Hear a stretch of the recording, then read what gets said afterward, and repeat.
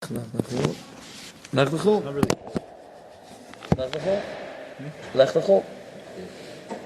Yh'sh kama minei choshech hishkurim. There are many types. There are numbers of types of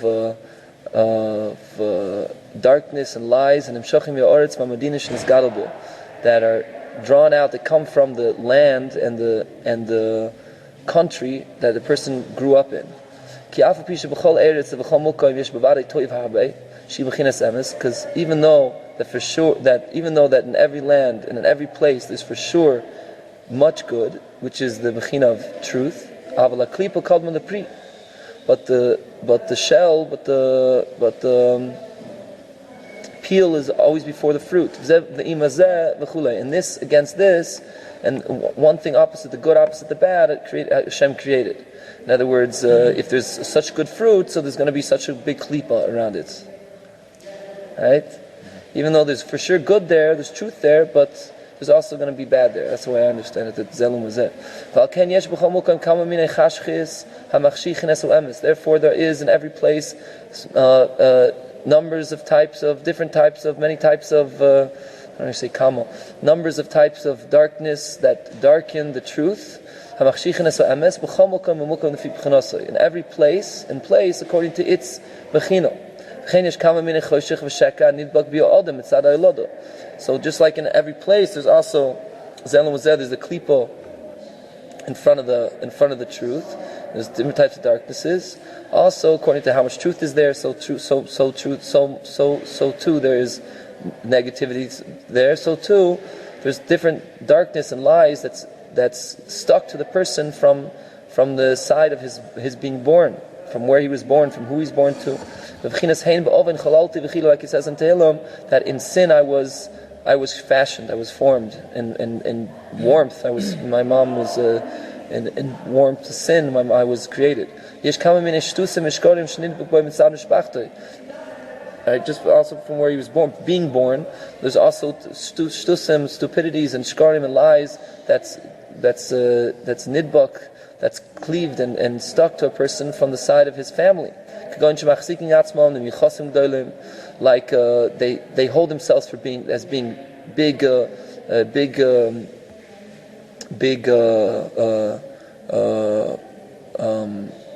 do you say mechasim?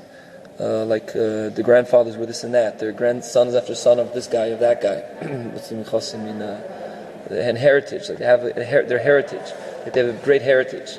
They're great. They're super holy heritage or whatever. There's a big heritage. And as if all the honor is theirs. It belongs by them. Like this, all types of other stupidities and confusions. And for someone who wants to go in the path of holiness, he has to go and to leave lahatois and to turn and to lean mederech kulam from the path of all of these, from his land, from his person, from his family.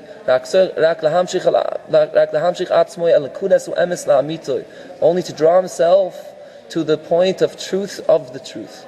The truth of the truth. The hamushash boy mitzad nishmosay, that is rooted in him from the side of his soul. Shu chelik lekamamal. Nanach nachman. That his soul is a portion of God from above.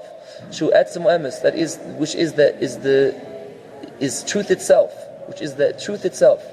This is the main self of a person, the main self, the main being of a person. Because when a person says ani, me, I, or li, or to me, or lecha, or to you, all is intended on the main, on the essence of the person, which is his soul. Not on the body, which is called only flesh and blood. And this is what Hashem said to Avram. Hashem said to Avram, go to you. Lecha, what does it mean to you? Go to you. Daiko, specifically to you. Latzmi yuscha, to your essence, to your lecha, your essence. You know, it's funny because Chabad says the opposite. Lecha is come out of yourself. That's what they say. Oh yeah. And we're saying in Rav Nosson here is saying, no, it's go to you, go into yourself. Could be they're both saying the same thing. I don't know what the going out of means. I don't know what they explain as going out of means. Like but go away from yourself.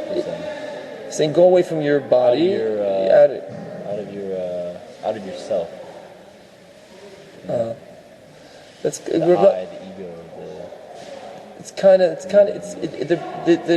I don't know go if to like Hashem. I guess is what they say. Rav Nosson saying the same thing, but he's just saying that the Hashem is in you. Saying the ego, you're also supposed to leave your ego. They're not talking about the ego. About the essence of the soul, where it originates from, right? And connecting to that source, right, to God. Not your ego. You're not supposed to go to your ego. You're not supposed to go to your gashmis. You're supposed to go inside you, the deep inside you, not your flesh, not your flesh and blood, like you said before. Rather to your essence. The essence is godliness. Which is only the point of the truth that is enrooted in you.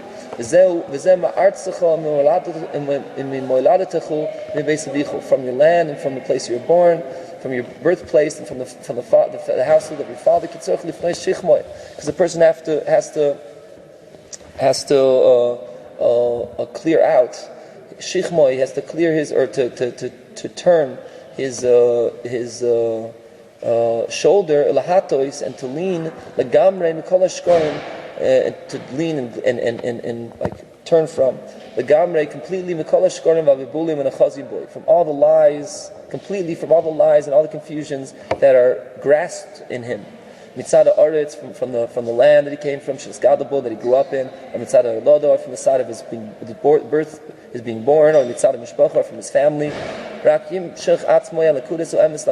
Only he should draw himself. Rather, he should only draw himself to the point of truth. Then he'll merit to come to his ultimate purpose, his forever and ultimate purpose. That his ultimate purpose is the concept of to the land that I will show you. That's your ultimate purpose. The land I will show you. I can't believe I'm only now learning the lek'H halachot on this parsha. It's nanach. Almost 2 years after my view. It's amazing that you learn it now, not 20 years later. I'm not in contact with them. I'm not like. I don't think I've really. I'm still trying to like. Yeah. Like what you're saying here. What was it to connect to that the truth of the truth, like the true essence of truth, like the, or like what are you saying here? What is it? Whatever. Every day we're created. We read every Jew reads this parsha every year. Every Jew reads this parsha for 100 years. But I haven't. Like I'm not.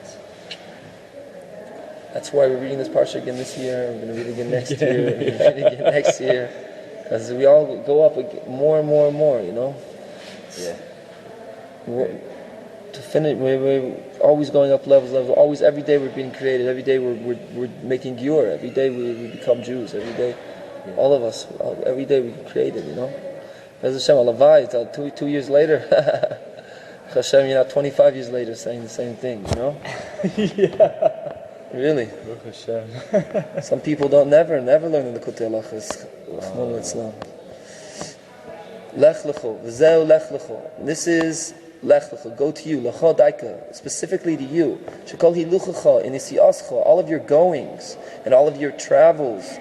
All of it should be to you and unto you and unto you. Levad, only this, only to you and unto you. To you alone. Right. Hainu le'etzem nekudas emes. What does this mean? To the. This is itself the point of the truth. Right. Hainu le'etzem to the main, I forgot how to translate etzem is like the real deal, like the etzem is like the bones. Etzem means bones. It means the inside, like the real inside. The etzem, just like the source, the bones. The etzem, the kudas o emes, the point of truth. That this is your source. and this is your life force. Ki ikir ha'adam, The essence. ki ikir ha'adam, the essence. Yeah. So ikir is like a stump of a tree. A tree stump is like the ikir, or the ikir is the base. Or maybe it means like your main purpose in a way. You mean in that sense, this is your purpose and this is your life. Like your life is dependent on this purpose. Yeah, but it also means that this is who you are. This is what you are. Not only is this something that's not that will come magically sometime. This is what you are. This is what you always have been. Yeah. This is what you're gonna be. Yeah. This is who you are. This is what you're all about. This is your life. The main person is the neshama, the holy neshama that's inside of him. This is the whole person. Like it's written in the seforim and it's brought in his words of blessed memory in lesson 22. That is called by the person ani, I, hirak etzem neshama. This is only the main soul, the source, the actual soul. Ki basara adam nikra basara adam, because the flesh of the person is called the flesh of the person. The ikra adam hiya neshama. The main thing of the person is the soul. And the neshama yichelek likimi mal, and the neshama is a portion of God from above. She etzem emes, which is truth in itself. V'zeh bechinas neshamas yisroa. This is like the real truth, the source of truth, the real truth. And this is the bechina of the soul, the souls of Israel. That it's said that started from Avram. The souls of Israel all started from Avram. That it said on them, all of it is seed of truth. And this is lek'H, that you should go to yourself. You should go to the actual truth, to the source of the truth, to the root of to the bone of the truth, the inside of the truth. Of yourself. That's rooted inside of you. That only this is what's called I. When a person speaks on himself. It's like killing the ego. Huh? It's basically killing ego.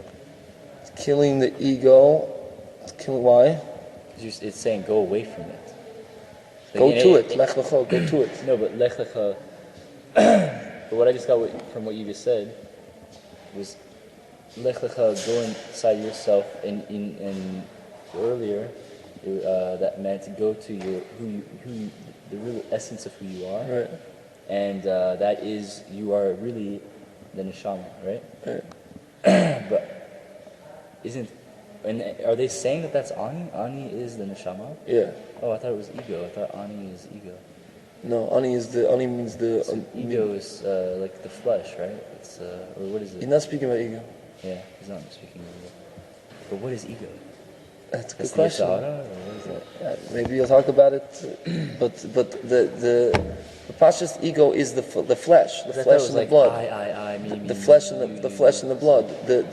When you're saying that, when you're talking about the real I, if you're talking about the real you, I, yes, the real me, my soul, I'm not going to be mevatel to you when you're telling me not to do torah mitzvahs. My soul saying torah mitzvahs. I'm not going to listen to you when you're telling me lies. I'm not going to listen to you when you're telling me not to learn, not to daven. I'm not going to listen to you, not a million second. Yeah, rotten hell. I'm holier than that. I'm higher than that. Curse you and all the curses in the world, and hate you with all the hates, and me, only my torah, only my mitzvahs. Simply speaking, because that me is the real. That's the real me. That's not me. That's God. That's God's torah, and that's Judaism. That's as a general rule in the.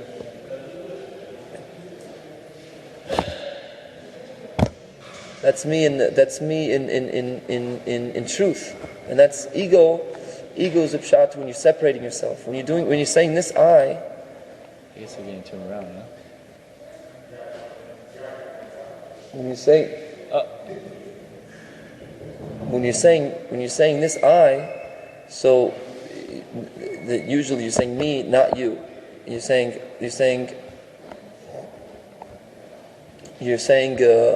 I'm gonna do what I want. I'm gonna do differently than Klal Yisrael. I'm gonna do different. I'm gonna say what to do. When you the eye of the soul.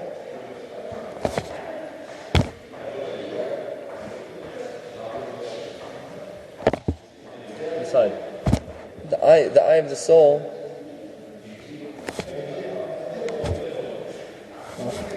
I know he's going.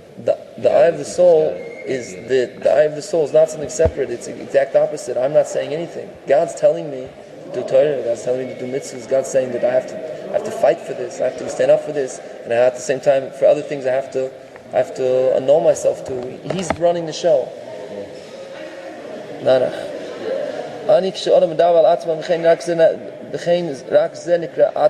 And so too, only this is called you. When you tell someone you, you're not talking about his flesh. You're not talking really what you and if you are talking about his flesh, it's a mistake. You're not talking about the that's what today we want to say. Oh, the body, the body. Just the body and the external. And that's how it was. It was like that when I lived my whole life thinking I was just flesh and bones, and trying to, but feeling higher than just flesh and bones at times, like really like looking and searching at points, and then people just I didn't know how to be one. I was letting people get in my way and like make me think that all I am is flesh and blood, and that like there was nothing beyond that. I'm just an animal, just a fancy animal. Yeah. And whenever I went to go looking, whatever, I guess I didn't look hard enough. I didn't search hard enough. It's scary, huh? And just like soon it was short-lived, and I got burnt out. I was like, whatever, you guys can't explain it to me, and dogmas, whatever, like burned me, and it's like screw you. And there's not, like, as far as I know, there may or may not be a God, but what does anyone know? And if we're just flesh and blood, and this is it, and we're just gonna die one day, and then that's it, and then there's no life after that, and I might as well just live up life and get all the pleasure that I want, in this lifetime, in my only lifetime, and rest in peace after. Rest in pieces. Rest in pieces. Nach, nachman. Where are we? Can you point to it real quick? And so too, this is called when you say you. That's the real. When you say tell someone you, that's the only real you, or lecha, or for you, to you. When a person speaks to someone facing him, what does this mean? This means that in all of your goings, in physical and in spiritual, you should go rak lecha. You should go only to yourself, to your source, to the main source of the point of the truth that's that's enrooted in you. And don't look on any people who are trying to deter you or like when you say to someone to take him off the path, like you want to take him off come, let's go worship some idols or something that I don't want to say so. It means to stray, make a person stray. I think if him, it's like enticing someone, like in what you do to a girl. He seduces her. These things that are trying to bring you off of the lies, that they're all lies. That darken the face of the creations. That darken the faces of the creations. Until it's very hard to stand on them. In other words, it's very hard to stand on the truth and stand in the light and stand against these people who are trying to detour us. Like you said, a person who doesn't try to have compassion on himself, to search always for the truth, the truth of the truth, that he shouldn't let himself shouldn't air himself, shouldn't give himself to be mistaken. And this is the meaning of the pasuk: go to you from your land, and from your place you were born, and from the household of your father. Because there are many types of there are numbers of types of darkness and lies that are drawn out from your land. Which it means from the city Vamadino and the country Shinisgadable that he grew up in. It's known that the shell is before the fruit of and in every land and in every place. Even though that there is there much good,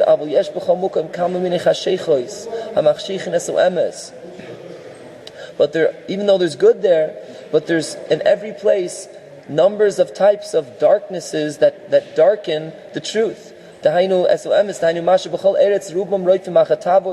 What is this? What is this darkening of the truth? This is what in every place most people are chasing after. Tavois are chasing after their desires, and especially after their desires, their pleasures, their yearnings. Especially after money, and honor. As if this path, he's speaking to Jewish even, as if this path of searching after taivos and searching for money and for honor, this is the path that was given from Sinai, from Sinai. Like this is what was given in Sinai. The person has to run after taivos, the person has to run after money and after covet. Chas v'sholem, heaven forbid, compassion and peace. And the person has to distance himself from this and to leave his land. Go into you yourself, to the point of truth. That this is the main you. This is the main essence of you. Because if you look on the truth, you'll understand well, good, that this is not the path to come to the ultimate purpose, for the ultimate purpose, eternal or forever of the next world. Of looking for honor and for money and for taivas, and also from the place that you were born, or your birth, being born. That means that he should go out from the evil and the darkness that he has in him from the side of his birth. Like it says in Tehillim that in truth, in sin I was fashioned and formed. Like it says in Lek'H in Torah 10. So too from the household of your father, this is your family. There's numbers of stupidities and shkarim and lies that is stuck to him from the side of his family, that they hold themselves for huge heritage people, for a huge heritage and big lineage. And as if all of the honor is theirs, belongs to them, and the like, all other types of stupidities and confusions. And from all of these things, Hashem commanded him. The blessed Hashem commanded him, and he should go out and lech and go. He should leave and go mehem from them, lecha daiko, to you specifically. This means to yourself. This is the root, the source of the point of truth. That this is the whole person kanal, like we mentioned above. And then you'll come to the land which I showed you, that this is the land of Israel. And I'll make you for a great nation. What does it mean a goy gadol? I'll make you for a great nation. Great nation. The Chazal say this is what we say, lek'H Avram, that we say in Shemona Esrei, the God of Avram. A great nation. That's the greatness. That's the greatness of the nation. The God of Avram. This is the completion, the completeness of prayer and faith. And be blessed, etc. What does it mean blessed? That this is the concept of miracles. Because all of these things, prayer and faith and truth and miracles, All of this a person will merit through truth. And all of this, it's impossible. It is impossible to clarify in writing. Rather, every person who desires the truth will understand. It's already been explained in his words of nachman that people that people are bigger deterrents more than the yh'sh. Like it's explained his conversation, his holy conversations about this. Look over there. And it's not needed, it's unnecessary to explain and to tell you and to talk about that there's people who deter us and hold us back.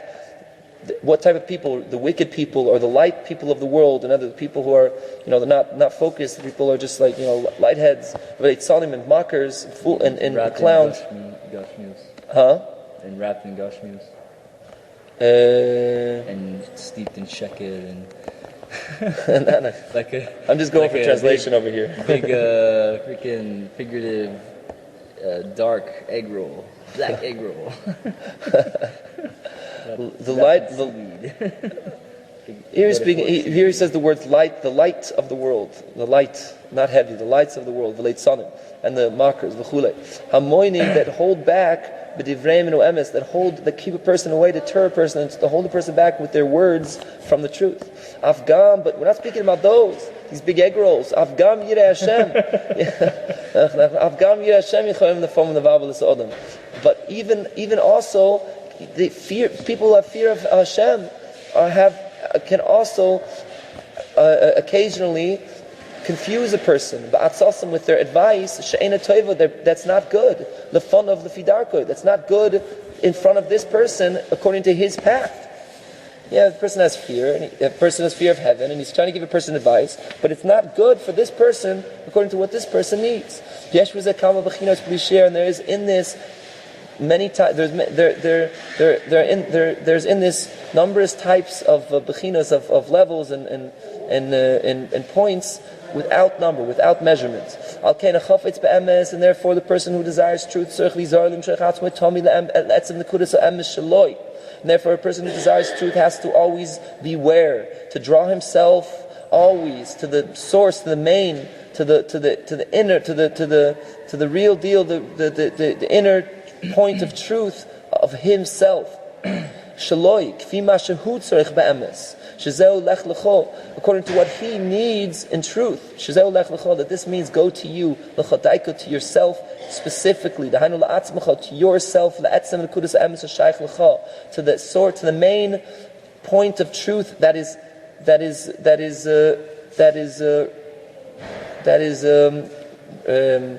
shaykh to you, that is it's not yours, but that's related to shaykh, like this, how do you say shaykh? That is how do you say shaykh? Some people say in a sense like it's not shaykh. It's not shaykh to do something. Shaykh means shaykh means like own, huh? Nanach, nachma. Die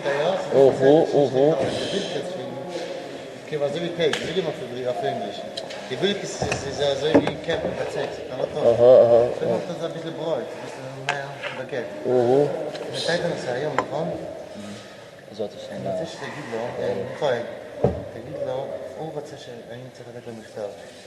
תגיד לו שיש לי פה פרובלם להביא מכתב מפה. אני צריך שאני נוסע לישראל שבוע הבא. פה יש פרובלם במכתב. אני שבוע הבא אהיה בישראל.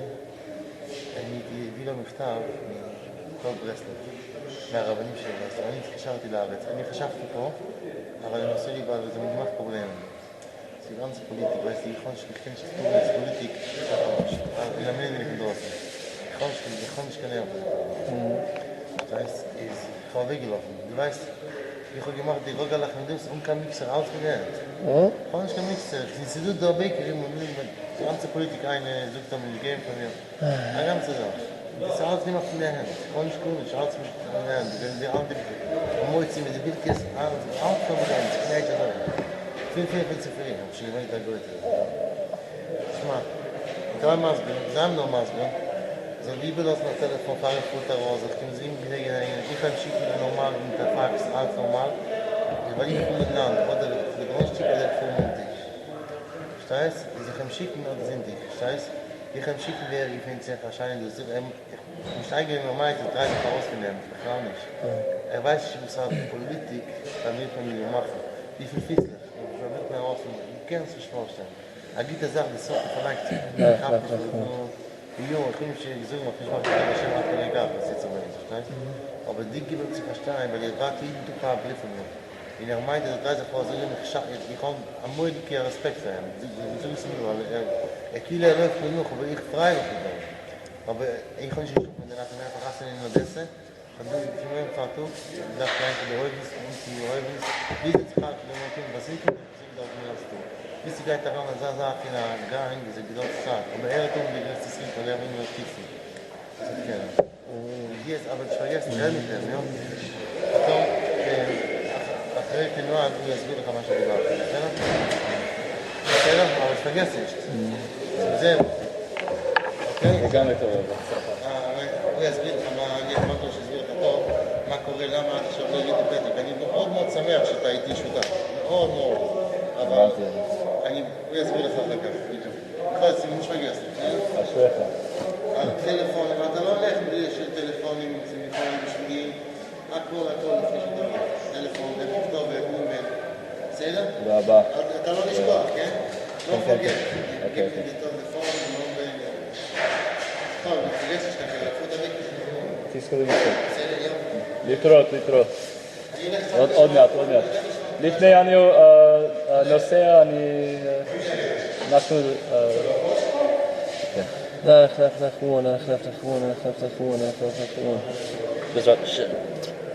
think I kind of understood what he was saying. Wait, he wants my number? Or he wants me to get his number and his number? He wants my number, my email, and everything. I don't have a number, I need his number. I can give him my email. Okay, good. Let's go. Are you recording all this? And you should go to yourself specifically. That means to yourself, the main, the real, the source, the real point of truth that is shaykh to you. As you're saying, shaykh lecha. Shaykh means like ownership. It means what's yours? Is it yours? Shaykh lecha is like saying is in English said in one word, yours.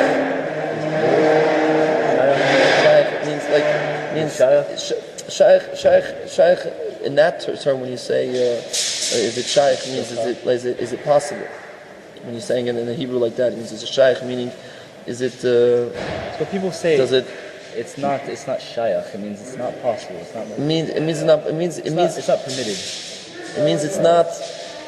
It doesn't fit. It doesn't work. It doesn't. It doesn't relate. Right. It doesn't relate there. Right. Yeah, it doesn't relate. Right. It doesn't belong. Right. Shaykh belongs. But belong is proper. Belong is there. belong is probably a good word. Belong. I'm not. I'm trying to find the word shaykh, but it means like belonging or like this is shaykh on the shelf. I think so. I don't know. I'm not sure. This is, I'm not sure what the word means. It means like shaykhus means like a relation. It means relation. Like what's the relation? What's the shaykh? What's the shaykhus? What's the relation between one and that? This is proper.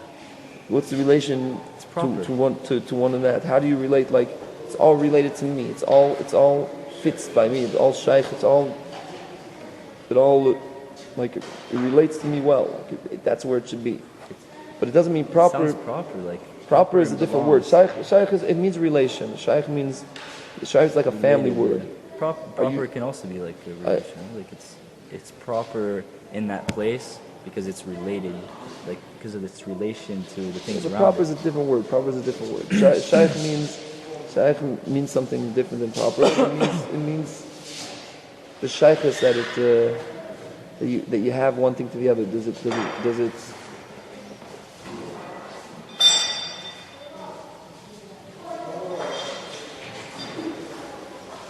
I hear it all the time too. And I asked a couple guys, like, what does it mean? And same thing. They couldn't really. They said it doesn't really.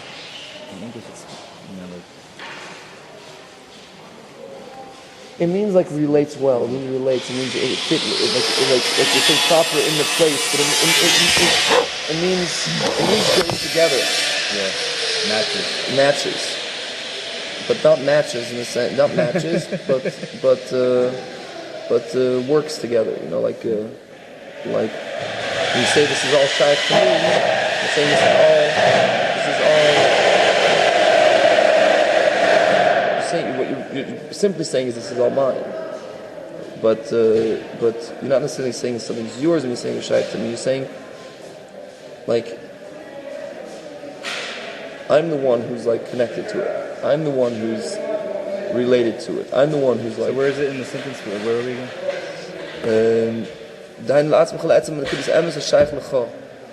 The main part of truth that is shaykh to you. The main part of truth that's shaykh to you. And what fits you? What is related to you? What is you most relate to? What part of truth that's yours? Your truth. That has to according that has to to your do level and where you are. That's according to you. Yeah, according is another word for it. That matches you at the properly. You have your. According to you have where your, you are. It's like it mirrors you, parallel to you. It's parallel to you. It doesn't mean parallel. It means related to you. It means like it's connected. It's somehow connected to you. Sometimes it's like. There's so many words we could pull out in English though, and using in that context. Right. It's like you're saying it's not shaykh. You're saying it's like this doesn't work. It doesn't work for me. It doesn't work right now. I'm going.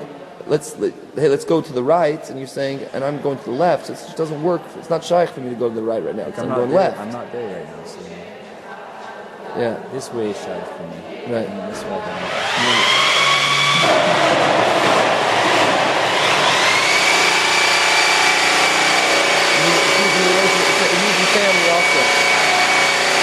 Family also, I think, like his relation to him. Yeah, like wow. It's used in places. It's used the person shaykh to what chassidus. What chassidus are you shaykh to? Yeah. What the like it's brought in the story of the wise person and the simpleton. The simpleton said, he said, this is his actions, his deeds, and this is my deeds. These are my deeds. This is his story.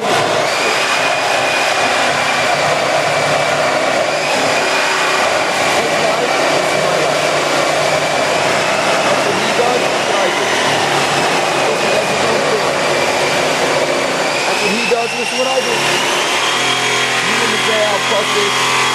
You understand? And like a start on the process, start on the punishment. You start on the verse, you start on the time, the time, after the time. You should count, let's do this only, by the time of the Omer, it counts to you. What is it counts to you? After the time, to yourself. You want to move? Let's say you have a whole stack of them.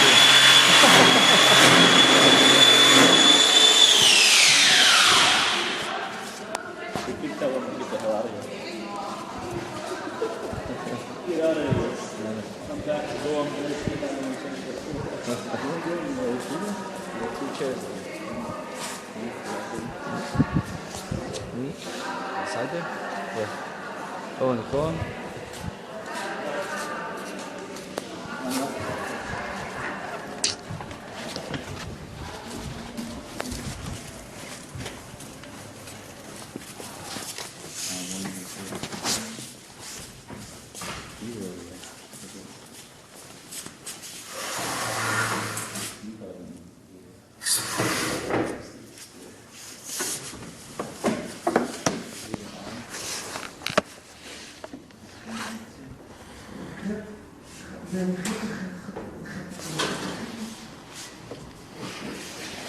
Yo, mama. It says by the sphere Omer, it says you should count yourself. What does it mean? It means like each of you should count. It means you should count for yourself, to yourself. Look over there in our words. Therefore in truth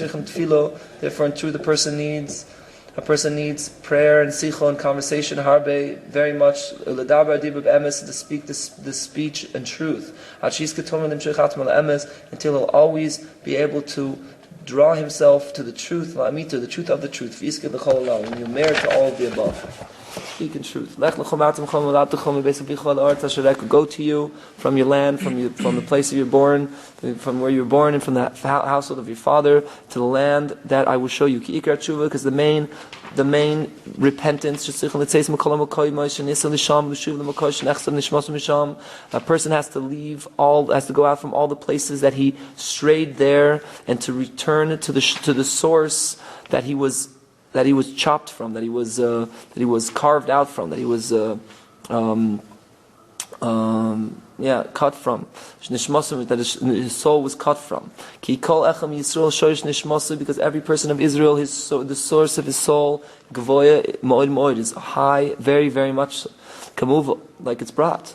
But even though it's so high, but what happened is that it went down to earthliness, the gashmius, and to physicalness, and to this world. This world. Why? For free choice. In order that specifically, that specifically I'm going through, specifically through free choice, he will go back, he'll return to his source, in a wondrous completion. And every person in the world, from big to small, he must love that it should go on him. It should go on him. It should go on him. Numbers and countings and countless happenings. That all of them are a bechina of tests, seforim, and what's it called when you do the gold into silver into embroidered? No, when you clean it, when you burn it. Polish. No, when you refinings, v'aliyois and going in ascendings and descendings, blishir, without measurement. And all of the intention of Hashem, of blessed Hashem, is for the good. It says in the Gemara, all that Hashem did, all that the merciful one did, for good he did. Because all of his attention, of his blessed intention, all of it is kedei, is in order that through this daiko specifically, he will go up from all the places that he went down to levarim misham. He'll go up from all the places he went down to separate and to clarify and to allot and to take bad from good, the vara to separate and to separate from there misham mashi avarat, what he'll separate, what he'll clarify from there, until a person will come to the place of his rest, to the source of his soul. Every person has to take out certain points, has to take out and separate certain things. And this is that what Hashem said to Avram. What is Avram? This is a hint to every person, every person in the world. Lek'H, go to you. That Hashem warns, Adam warns the person. He warns the person. He warns the person that he should go to himself. Because because the real deal of the person, the real thing of the being of the person is what a person is called I. It's only the soul, like it says in the Torah in lesson 22 in the Kutim Aram. And so too, when we speak to a person, when we stand, we're facing him, you or lecha or to you. Ikra kavana, the main intention is on the Allah neshama. The main intention is on the soul. Shu etzem adam, that this is the being of the person, the real inner person. Can you do it like is known? The kavanah is a mystical intention, right? Intention, just intention. Yeah, it's not a mystical. No. Oh, mystical is sod, right? Right. Sod is secrets, right? Mystical secret. Not necessarily. It also means just a secret. But kavanos mean usually speaking about mystical kavanos. When you say the word kavanos, yeah, it's like a mystical intention. It's like a right. Kind of like something that's just not obvious. It's a kavanah. It's an intention. It's something you have to. It's internal, you know. So it means what you're supposed to. Not necessarily the point of not being obvious, but the point is that it's like you said, inner. It's inner. It's the intention. It's not what you're doing. It's what you're meaning to do. Yeah. What you're meaning to do. The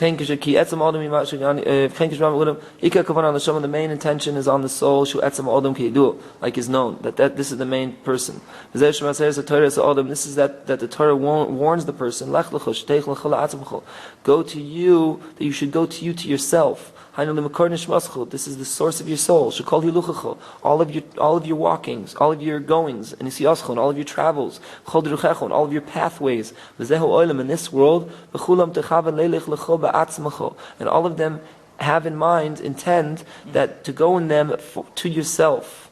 Wow. To go to yourself. It's like saying be selfish, in a way. Yeah. All this time I was like feeling kind of like. Or let's just finish that. This. Go to yourself. This means to the source of your soul. This is the what? Oh, go ahead. Source of your soul. This is the main. This is the main inner actual the real person, the essence of the person. That we speak with him. Kanal. This means, and this is what it says in the pasuk, from your land, from your land specifically. That you should go out from the earthliness and the gashmis of yours, whatever type of artis v'gashmis shirat l'sham that you went down to, that it appears to you that it's hard to leave from there, even though this is the case, you need to be strong, you need to overpower. You have to go out from inside of your land, specifically, lecha. You have to go into you, into your soul, and this is from the place that you were born. However you were born, how you were born, whatever type of gashmis you were born, right? Different people, different gashmis. Some parents were more holy. They did it holier. Some parents did it less holier.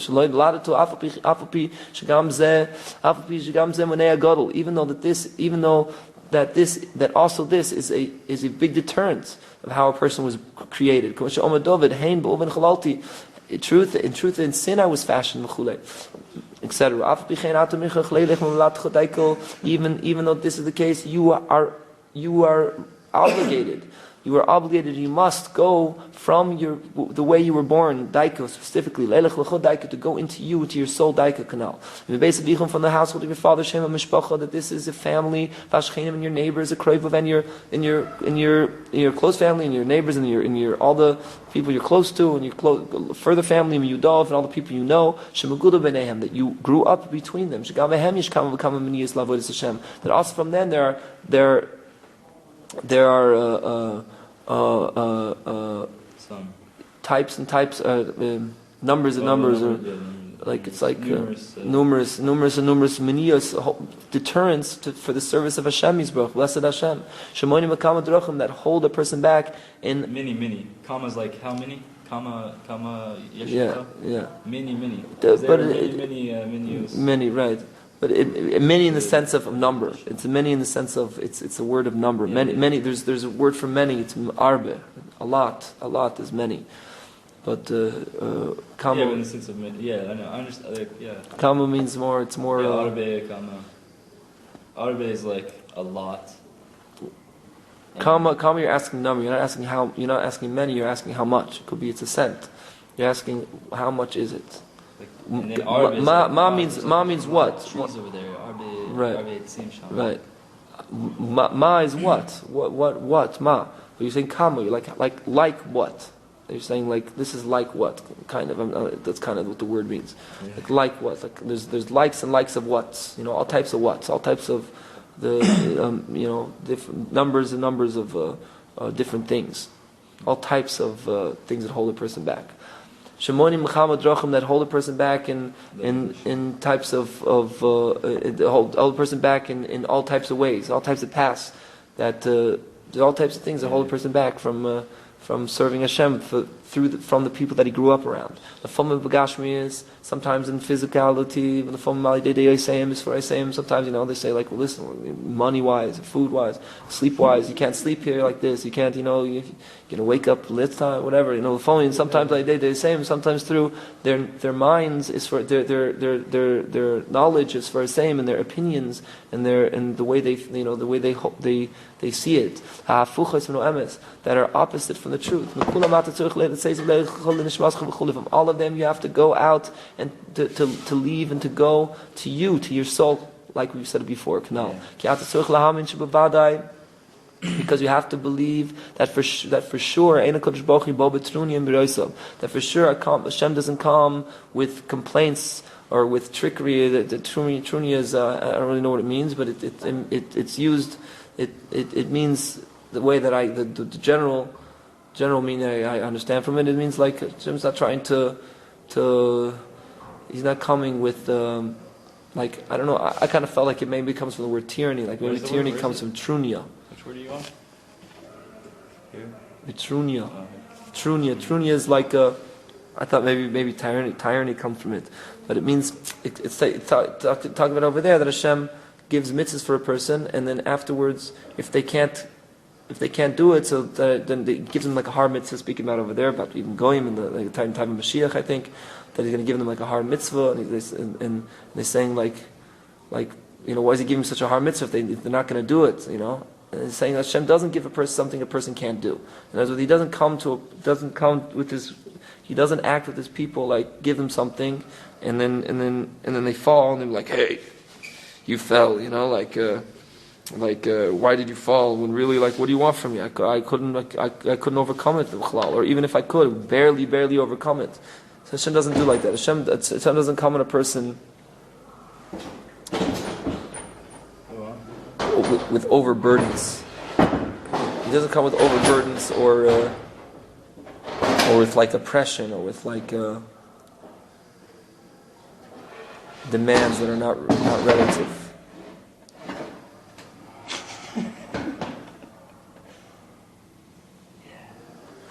Or with demands like an overbearingness. He doesn't do that with his creations. You have to believe that Hashem, for sure, whatever He gives you, it's for sure not in some way like He just wants to see you fall, or He's doing it. He's giving you something too hard. And for sure, if Hashem gave you something, you have the strength. You have the strength to stand in all of this. For sure, what Hashem gives you, it's not above you.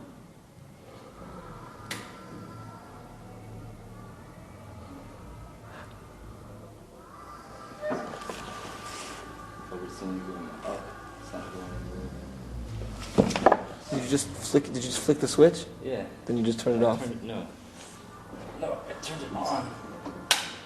I accidentally it switched off when I picked it up by the cord.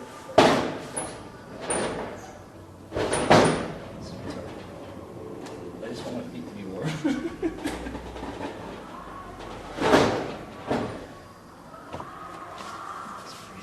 Feet cold. That's pretty much all that stays cold is my feet. It's not good. It's not healthy. All right. Can you put where we are again? I'm sorry. I'm with you. I'm just not. All right, there we go.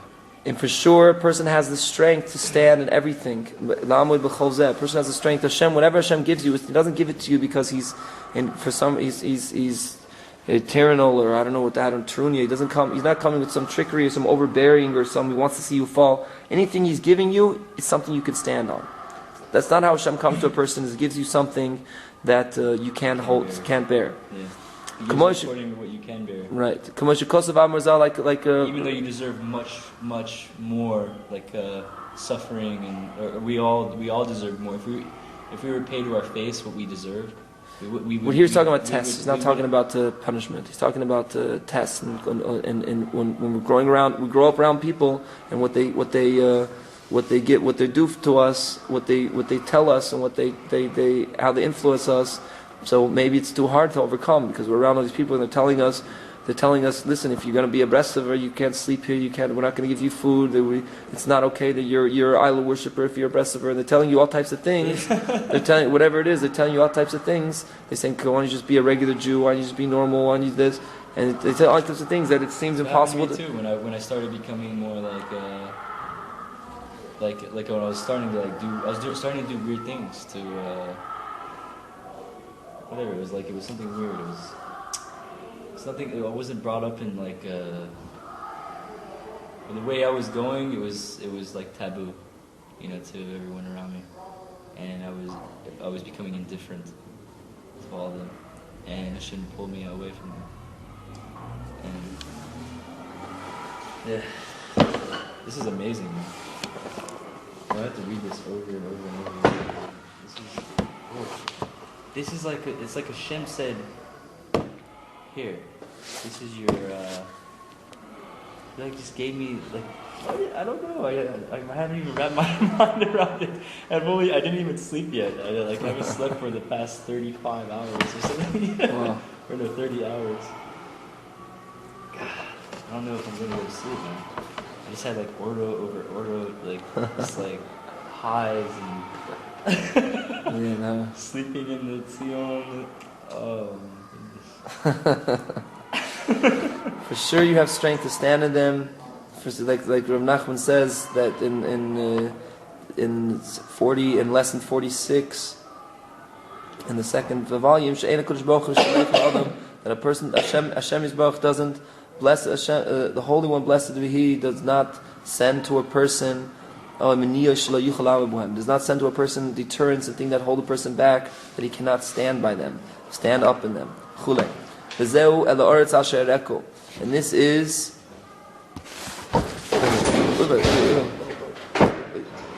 sorry, it's okay.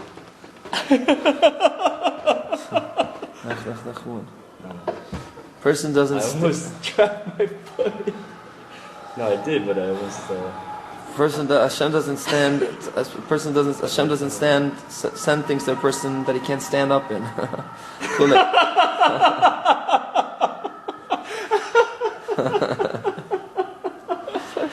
So,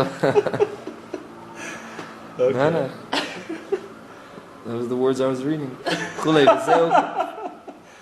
And this is to the land that I will show you. That this is Israel, the land of Israel. This is the general. It is the general of holiness. Shesham, that is the all of the passing of holiness. Shesham and bezH, that over there is the holy temple, the house of holiness. Shesham that over there is the source of all the souls. That on this he warns him, go to you, to your soul canal. Go to your soul. Where's Eretz Yisrael? What's Eretz Yisrael?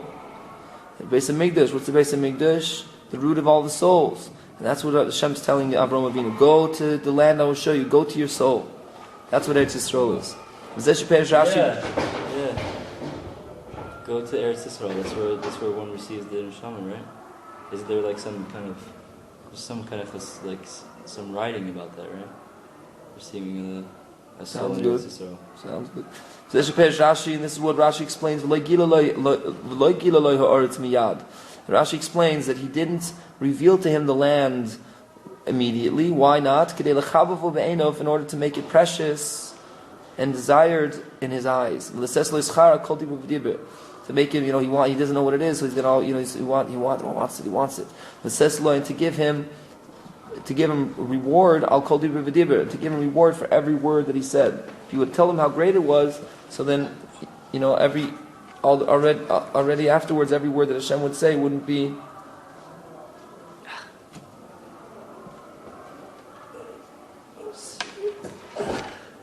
Or is afterwards, what Hashem would tell him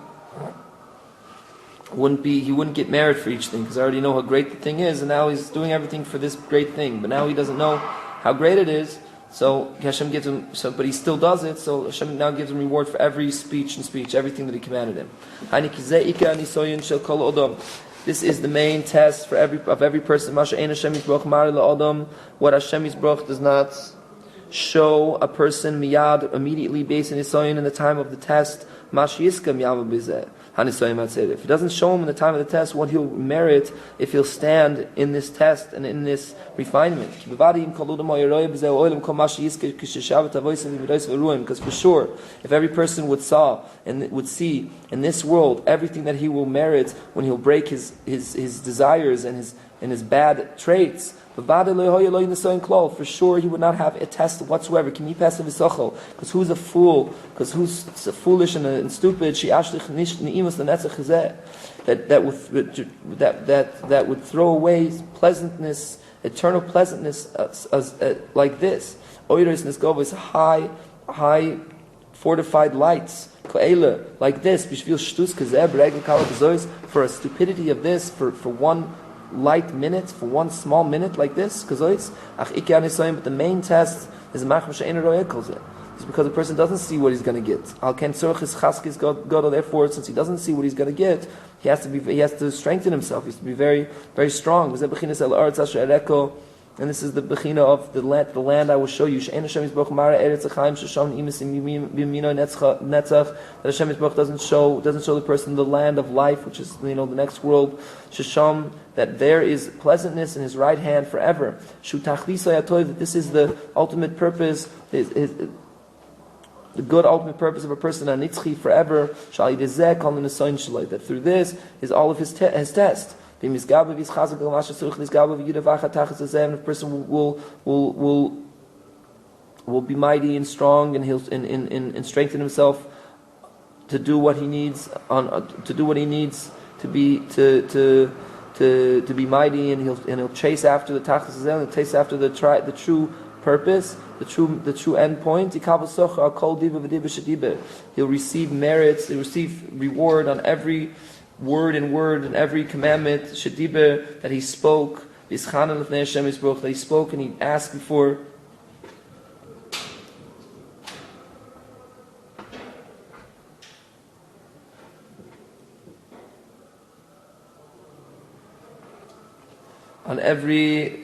He received merit on every word that he spoke, and that he entreated and he begged Hashem for free gifts, l'fnei Hashem Yisbrach, that he should be able to merit it. And then when he'll get reward for every word that he asks, that he speaks he speaks before Hashem and asks him for, so then it'll be precious in his eyes, the good that he'll merit to receive. More and more. He'll the more, like even more so, it'll be even more and more precious to him when Hashem doesn't reveal to him and he doesn't know what he's going to get, and he still asks Hashem and he begs Hashem. He says not better and better, but more and more. It's all the more, like more and more. Like not only will he enjoy the merit this much, he'll enjoy that so much more. Yosef, more and more and more. He'll enjoy it because he didn't know what it was, and he begged Hashem for it, and everything he got, and that makes it that much precious. The more a person doesn't know what he's going to get. Wow. Why? Because he didn't imagine in his himself, in his soul. He couldn't allot in his mind, in his speech, even klal whatsoever shishkel and imus kazeh, that he would merit such a pleasantness. Like we found in some tzaddikim that said, and I said that for nothing I worked. Some tzaddikim said I worked for nothing. They felt like they're doing they're not getting what they're supposed to do. But in truth, etc. In other words, in truth, it was about. I relate to this so much, man, because I didn't know. I wanted to know what it all meant. What is the emet? That's it.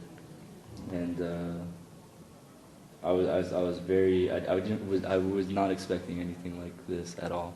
This was like, I never in a million years, if I were on my own, but I would expect something like this.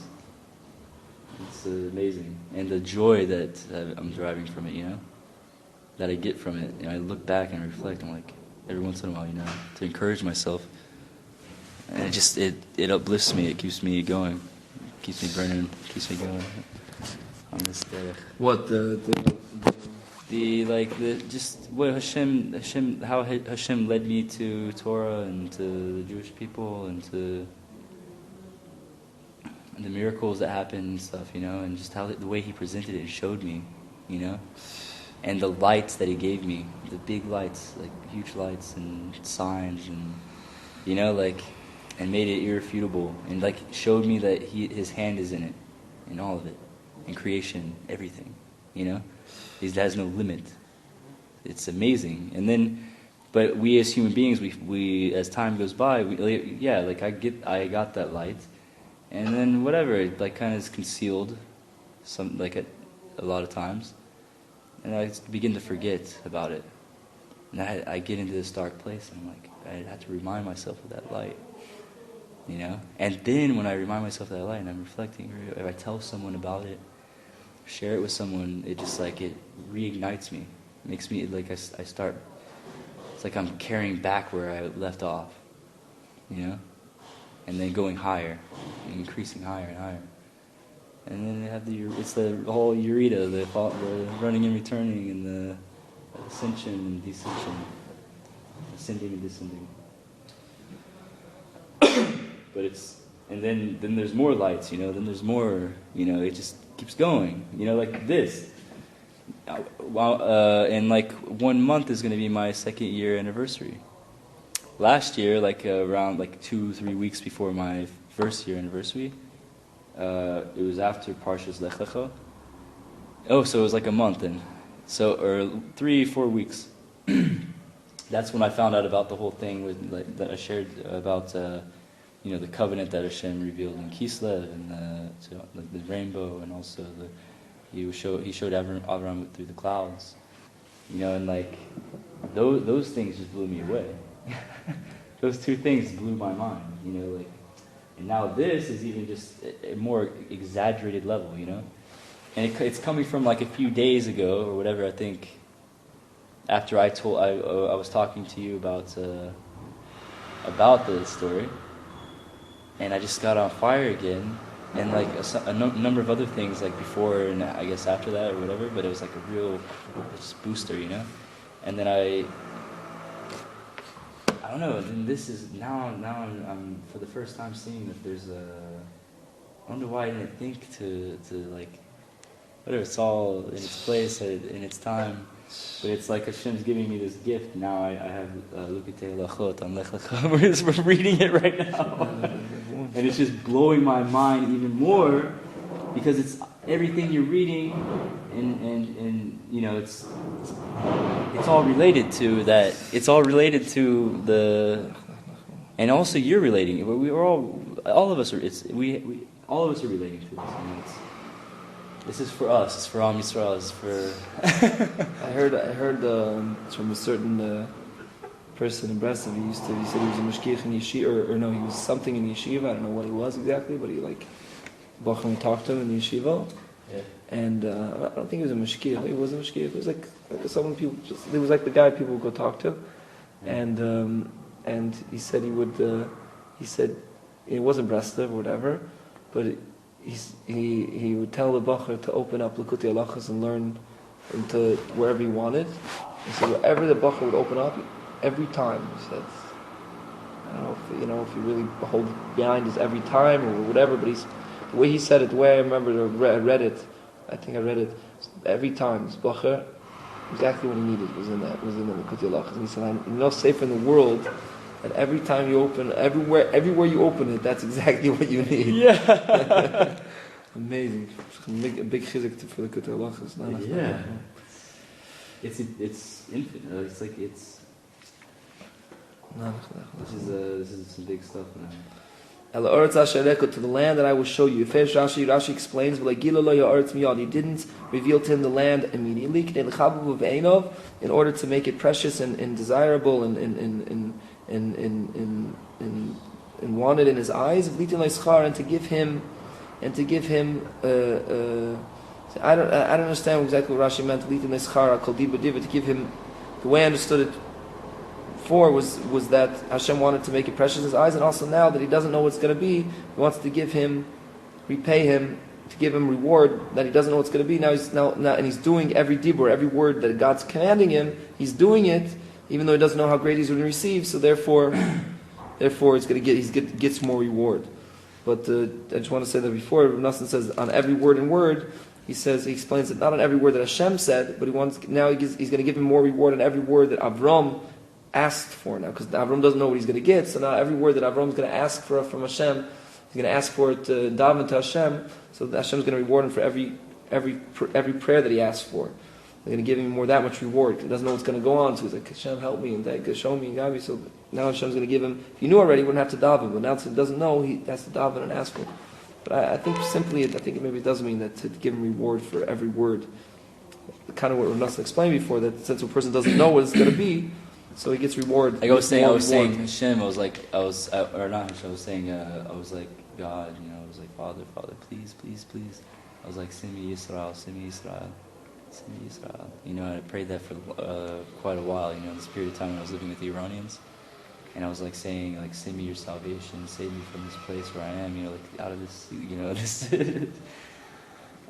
like crying at times. And I kind of had it in my imagination a way that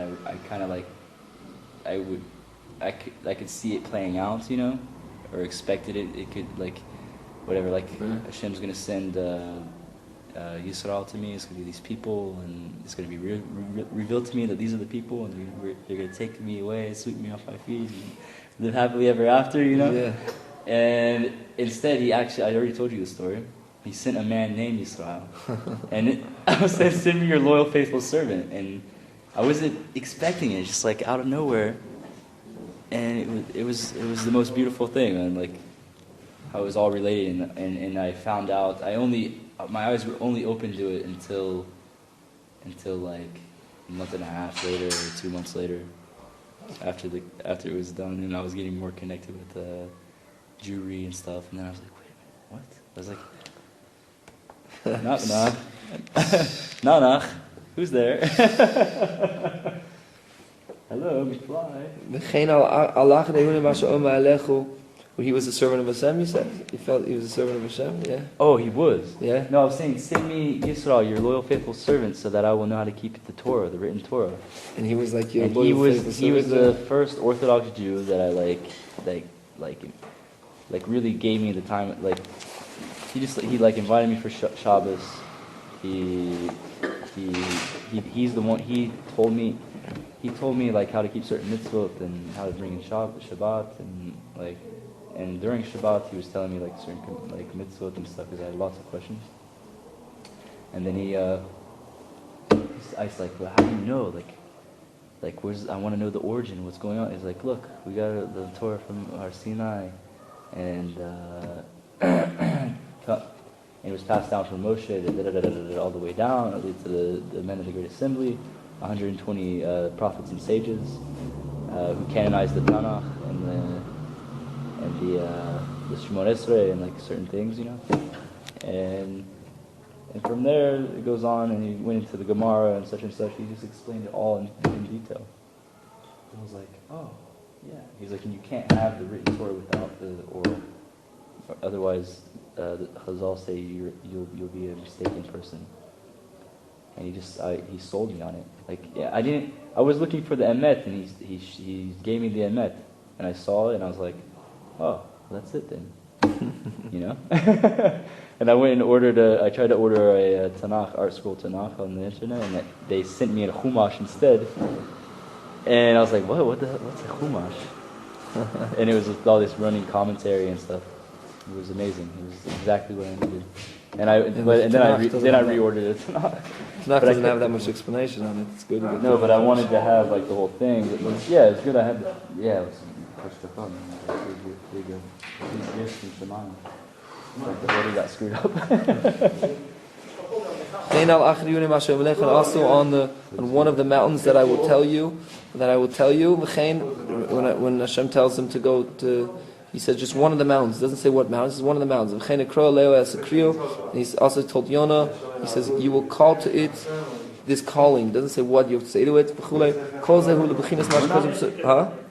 Yeah.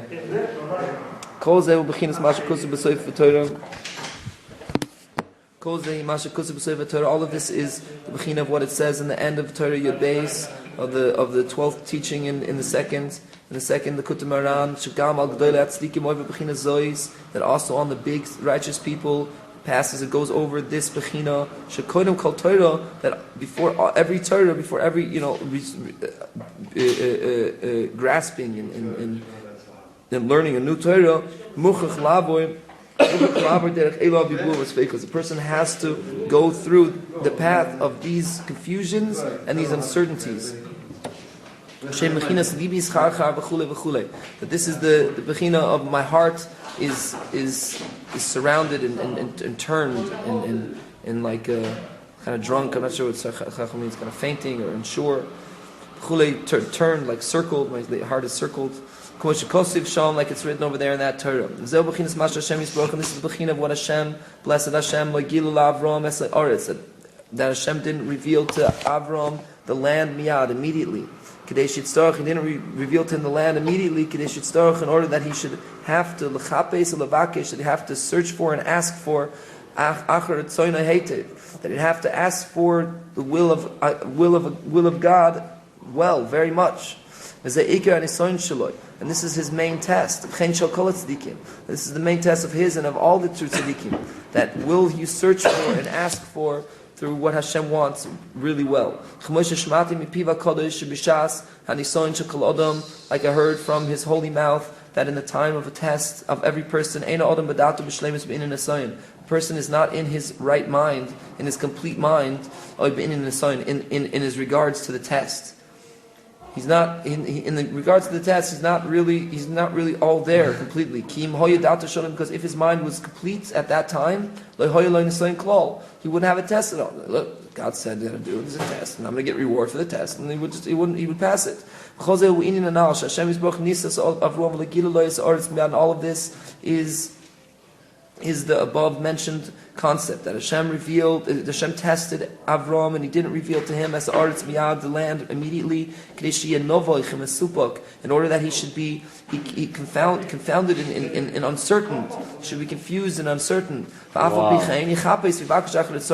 And even though he's confused and uncertain, even though he'll search for and he'll ask for Hashem's desire, Hashem's will. What is your will? And through this, searching for and asking for, he'll merit that Hashem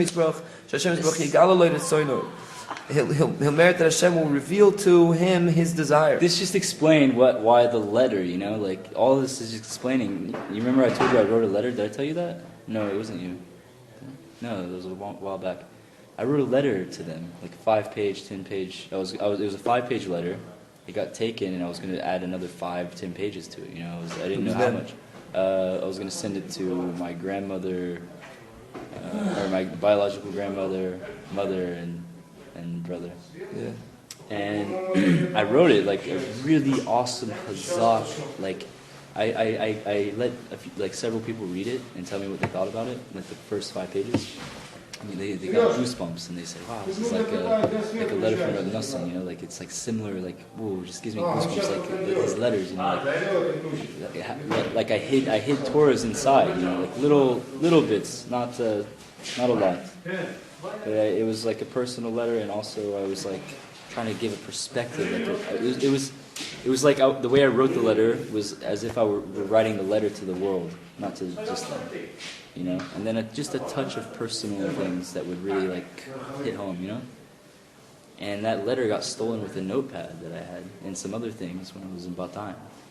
So, and I was really upset about it. But now now where I'm at right now, I'm looking at it, I'm like, this is explaining like Hashem doesn't want that right now, you know. I've pretty much figured that, like fine, whatever, you know, it's not Hashem's will, fine. Which I was thinking, should I write another one? Should I write another one? I don't know. Because this nisayon, like I was confused, you know. But even though I was confused, I was still praying all the time, like Hashem, like, what is this? What do I do? How do I rectify this? Is there anything that I need to be doing, or like, you know, what's your will in this? And He's just moving the pieces, even though I'm confused and I'm still not seeing it all.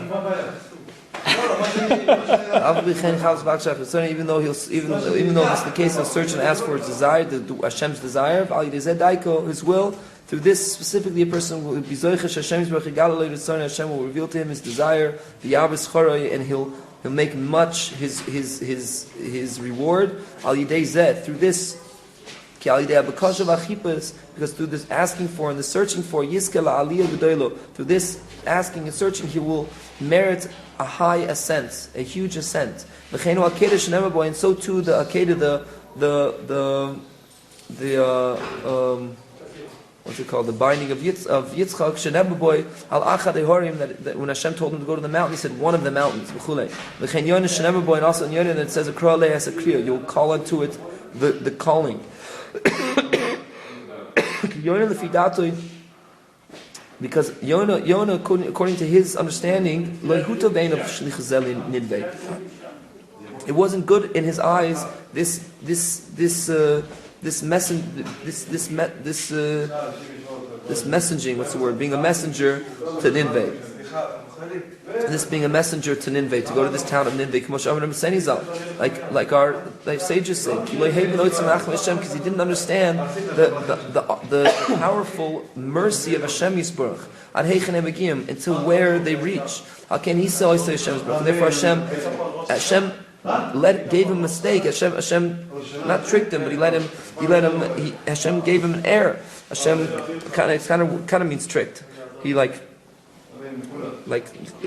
his means like to stray from the path. Like he strayed him from the path. Hashem Yisborach kosh omer b'seini means that. Like our sages said. Back up. I'm not grasping that. Yonah didn't. He's trying to say that we all don't know what the test is. We don't know. That's Hashem specifically doesn't tell us what the land is to test us. So if we're going to search and ask for it, Hashem doesn't tell us what the mountain is that we're going to bind Isaac on to test us, to see if we'll search for it and to make it more precious to us. And he didn't tell Yonah what he's going to do to this town of sinners, because Yonah didn't want it done. He didn't see how am I going to bring this town of sinners back from sinning? He thought there's no way he can take these. They're big sinners, and that's it. He didn't understand how merciful Hashem was, and therefore Hashem gave him an error. It gave him an error to this. It doesn't mean trick, but he fooled.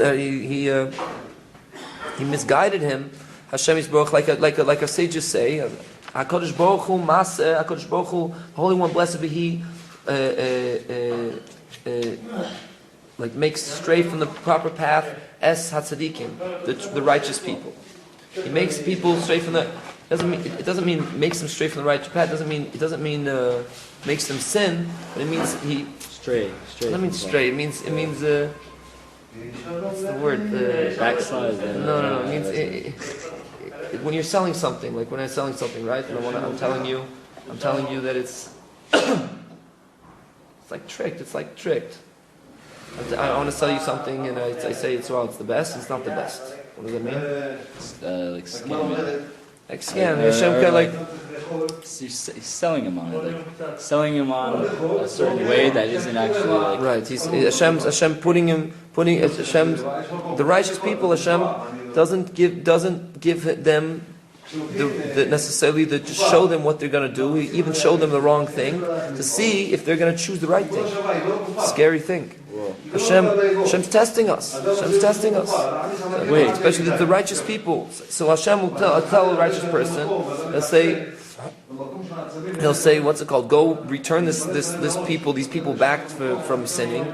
And he's like, what do you mean to return people back from sinning? They're a bunch of sinners. This isn't right. And Hashem's holding information from him. What information? He's holding that how really merciful he is. You don't know how really merciful he is, and so it seems like it can't be that I can return it. So he'll say, he doesn't know how merciful Hashem is, and Hashem's telling him to return the people.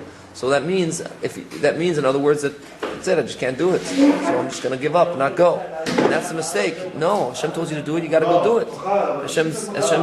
Hashem's testing you if you're still going to go do it, or you're going to say, listen, Hashem told me to do something. I don't get it. It doesn't seem right. It doesn't seem like a good deal. He's telling me that this is very good iPod. It's a very good iPod, but I see it's not such a good iPod. He's telling me to buy it. I'm not going to buy it. No, but if you know Hashem, if you really trust in Hashem, He's telling you to buy it, so you'll buy it. So listen to this. Like, he showed me lek'H, and he was telling me lek'H, and I took it like at face value, lek'H. And it made sense, lek'H. And later down the road, I started kind of like question, like, because a lot of time went on. I thought like maybe I'm being cruel, or maybe I'm doing something wrong by not staying somewhat in contact, that's. But then again, like I talked to my brother like a couple times. We didn't like connect on anything really, and it was like he's so wrapped in gashmis and like the whole sheker, and it's just like, what is there anymore? And then I was like looking at that, I was like, and that wouldn't now, like if I were to call, I don't know, man, just make it. So then I attempt to write the letter. So it's like Hashem said here, lek'H. This is probably the test, right? I don't know, or is it? It's hard to say. I don't know. Is there anywhere down the road that? And then there was the dream that I had with, and I'm pretty sure that was Rafa. That was my dream. So, I don't get it. I'm gonna pray on this. This is this is worthy of prayer. I don't know, man.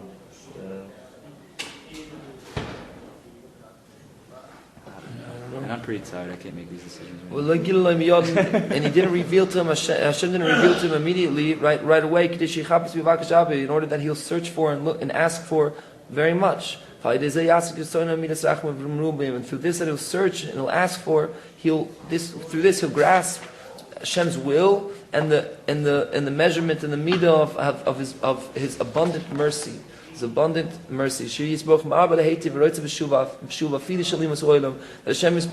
is abundant and very much to do good, and He wants in the repentance even of the nations of the world.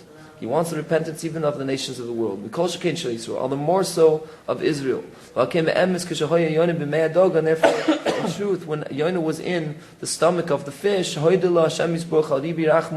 thanked Hashem, blessed Hashem, for the abundance of mercy. Like it's written there,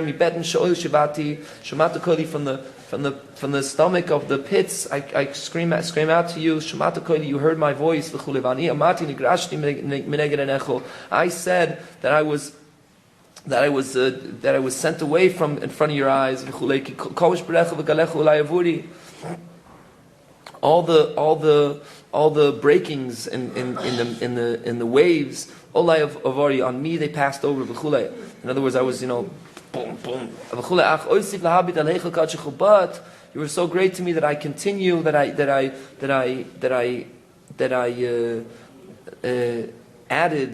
added on, I continued on even more lahabit, to look into your holy sanctuary, your holy courtyard. All of this is the concept of the searching and the asking for and the searching. Does it mean like your holiness? You said your holy courtyard. Yeah. Kodshech. Heichal means courtyard. Oh. Hanal shagam bebeden shoy mamish sichel nitzokel Hashem. That also from the stomach of the pits, the stomach of the pits of the depths, mamish and really simply speaking, the pits of the hell, of the bottom pits, of the stomach of the bottom pits. A person has to cry, scream out to Hashem. People Kaddish, like I heard from his holy mouth, that he said in this language in Sichos Aran in lesson 302. The main thing is from the stomach of the pits. Shibati, I called out, I screamed out.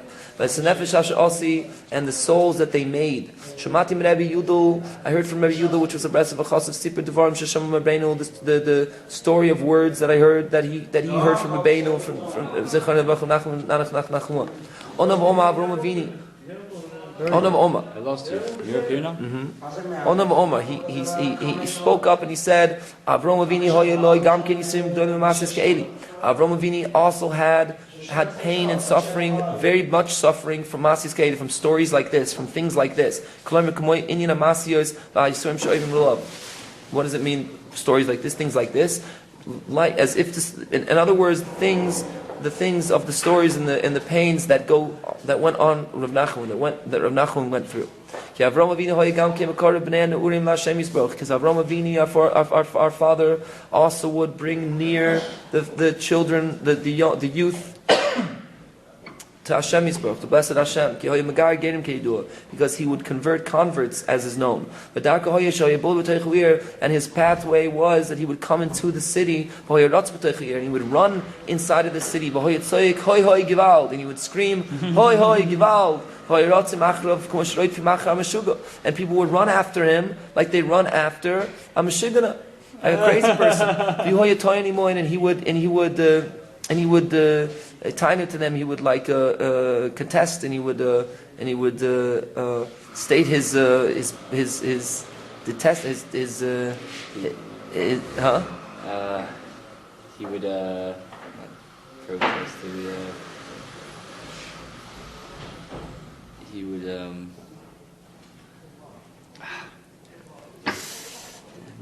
what is it? He would his position, right? Like he would show his position.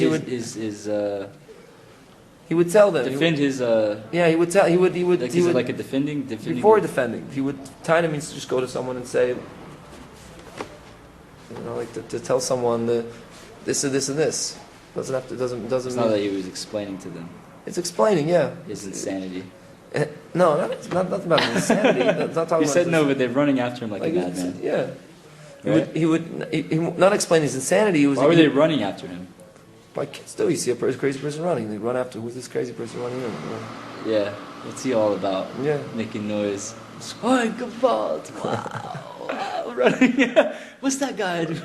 What's he running to? Wow, that's interesting. Finding something Look interesting. at that light. Let's go over there. Yeah. Let's follow him. And he would tie it to them. Taina means like he would state. It means to state his arguments. He would state his argument. He would. Toyin means to bear, to hold. Like he would show he would carry his burden. He would stand right. He would show. He would put down his stance. His establish his package. He would show his package, his deal. Imohem harbe. He would show. Very much. He would tell them that they're all of them are in huge mistakes. He was fluent in knowledge, versed in all of the sichlis and all of the minds, the brains, the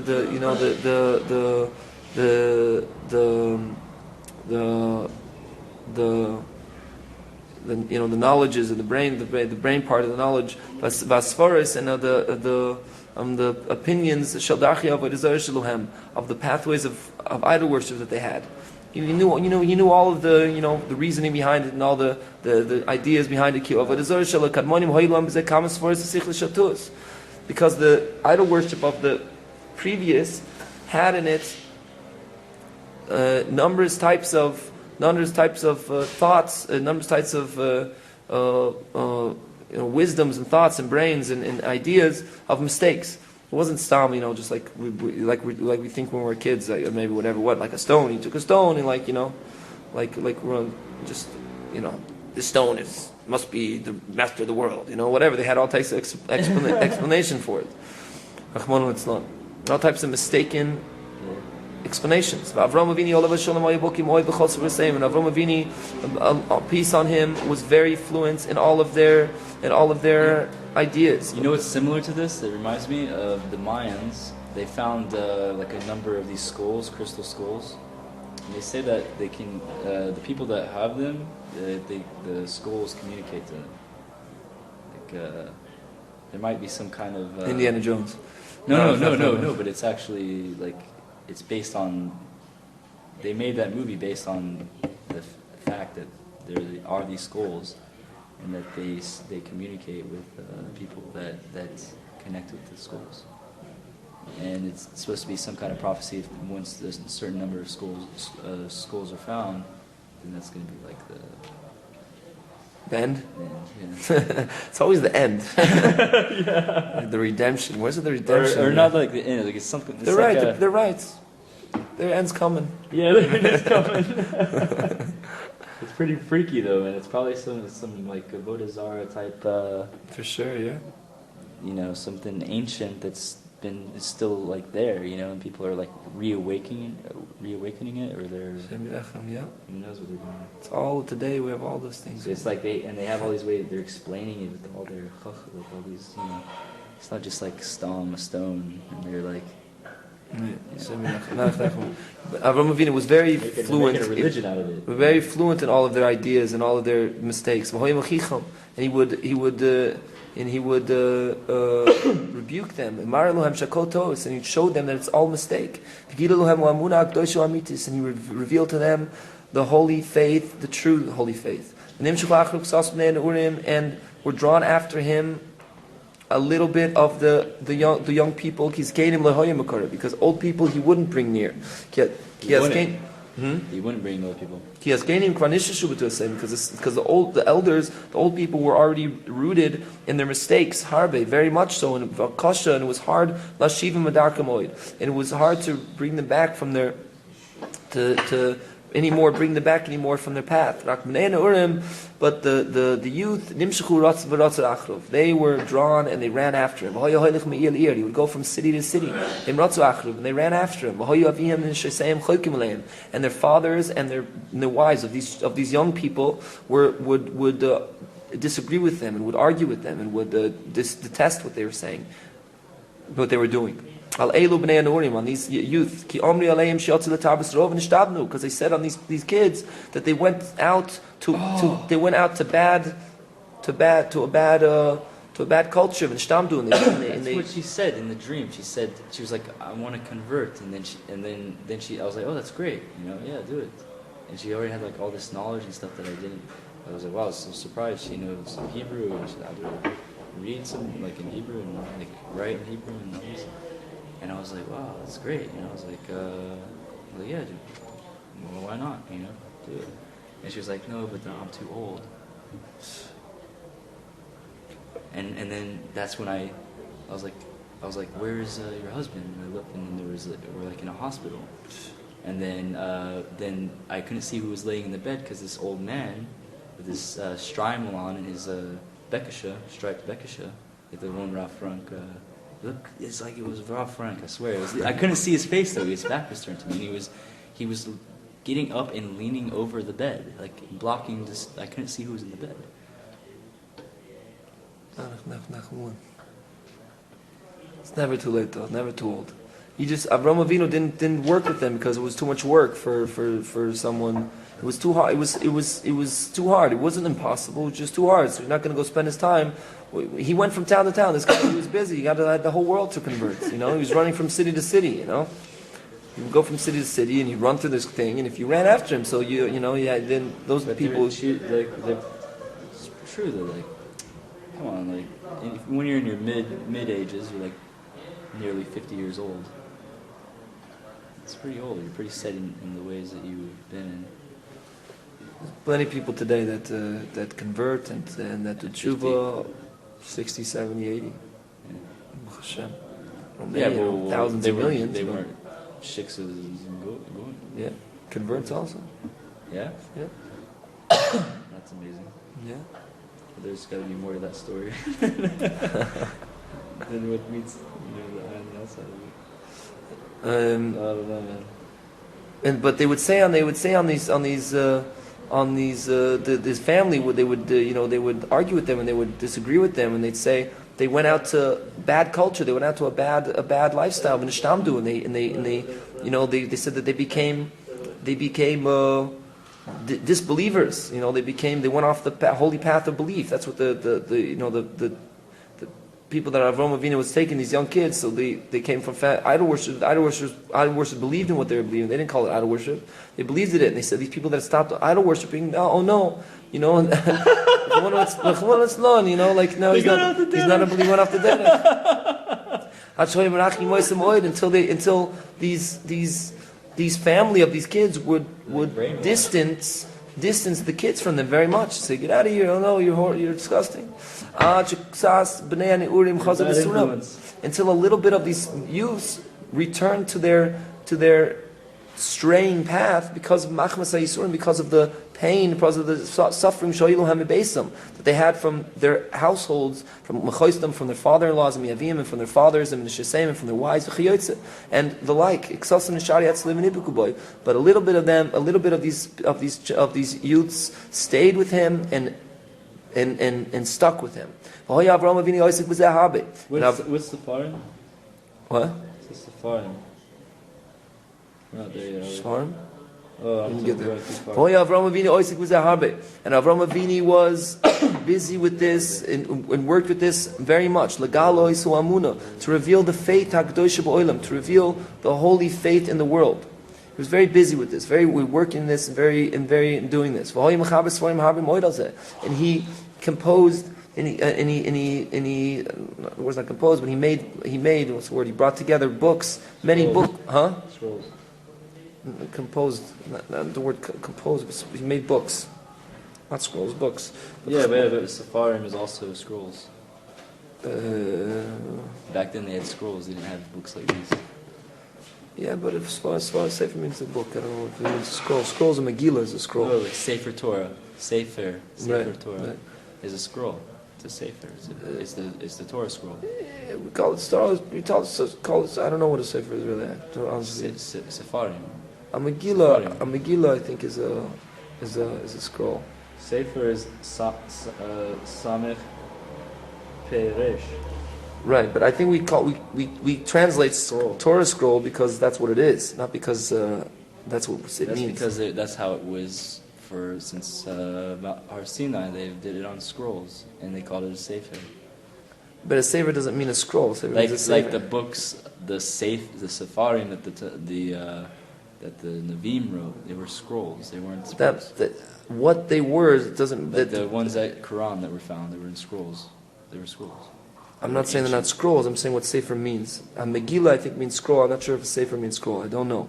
I don't know. Could be it does mean scroll. Of course we translated scroll because that's what when we talk about English, we're talking about the days of Avraham Avinu when.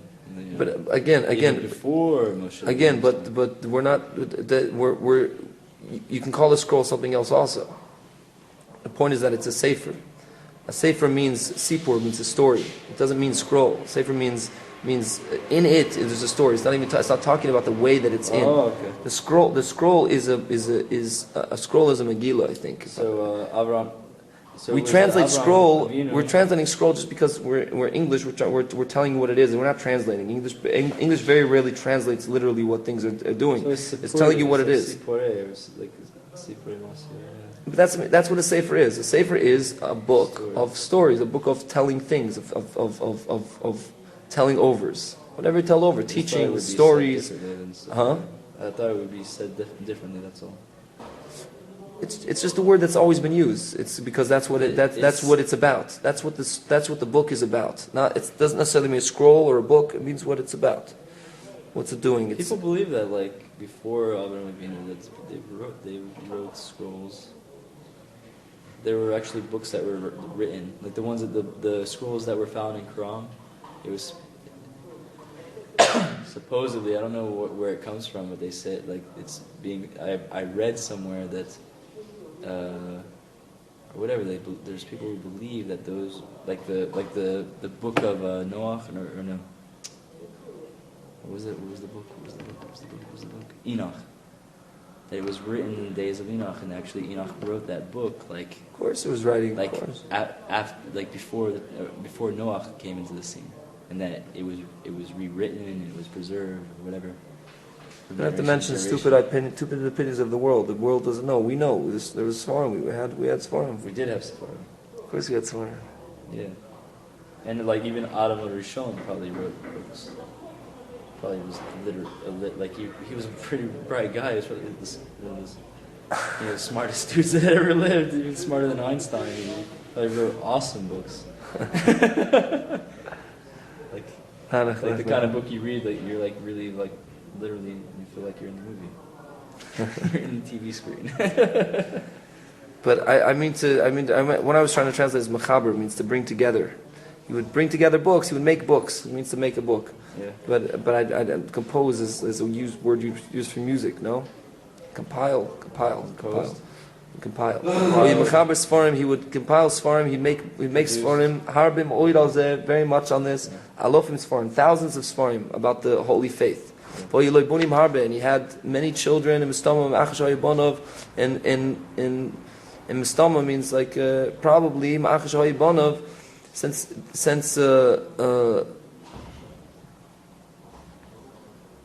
he had children, I don't know actually, but all of his children probably were all going in the straight path. Because even Yishmael made tshuva, repented. I don't know what to tell you about that. Ishmael is literally Hashem hears, God hears. And why did he name him? Should hear. Shall hear. Shall hear? Shall hear. Okay. Will hear. Will hear. Because prophetically he knew that he would be crying in the desert, and that he would hear the baby, not Hagar. It wasn't because of Hagar; it was because of the baby. He responded to their distress. But afterwards. When Avram Avinu, our father wanted the hashir seforim v'chachmos ba'olam, he wanted to leave over his books and his knowledge in the world. He would like investigated what like in his mind. He investigated in his mind. He what's the word? Meuman, and he like meditated or like thought about in depth. In himself, to who of his children should he leave his seforim, his books, and his wisdom? Even though he had other children, Yishmael did tshuva, and he taught them all. But he thought, who should he leave it? Until it was decided by him that that he would leave it all to Yitzchak Avini, to our father Yitzchak, and he gave over all of it to him. And afterwards, Yitzchak would also went in this path. And he would convert Gamken Gerim Harbet, many converts, also many converts. And he also compiled Seforim Harbe, many books. Ma'oid, very much in the area of strengthening the holy faith. And he also contemplated, that's the word, contemplated. To who from his children will he leave over his books and his wisdom? Because also Esav was good in his eyes. And Esav tricked him until Yitzchak loved Esav, like is clear and explained in the verses. Like it's written, Yitzchak is Esav Hitzai Befiv, and because Yitzchak loved Esav because he was a trapper, a hunter in his mouth. Like Rashi explains over there, that he would trick his father with his words. Trap him with his words. Trap him with his words. Yeah. here the word Merabah means trick. But the verse trap side is trap. And he would ask him, Abu Eichem Asin is a melech. He said, Father, how do we bring maisos? How do we bring a tenth from salt? Even though Esav tricked him and he loved him, he still contemplated in his mind, Yitzchak in his mind, until it became clear to him, until it became clarified and separated out to him. Show Iker Yaakov and Masalekoi, that the main thing is Yaakov, and he gave everything over to him. So too Yaakov was busy and worked in this, occupied himself in this to bring close the children of the youth. Hashem Yisbruch, to blessed Hashem. And he composed some numbers of thousands of books. In the area of the faith. Because he composed many seforim very much in the area, in the subject of the holy faith. You wrote thousands ridiculous of different amounts. types of books? Huh? Thousands of different types of books? Avram Avinu, where he produced Avram Avinu already numerous said copies and distributed them. no, thousands of types of books. Thousands of types Yeah. of books. Avram Avinu, he made thousands. Avram made thousands, but yet Yaakov made guzmois for him. He made an exaggerated amount of books. A guzma is an exaggeration. Thousands weren't even. What? As if thousands weren't exaggerated enough, you know.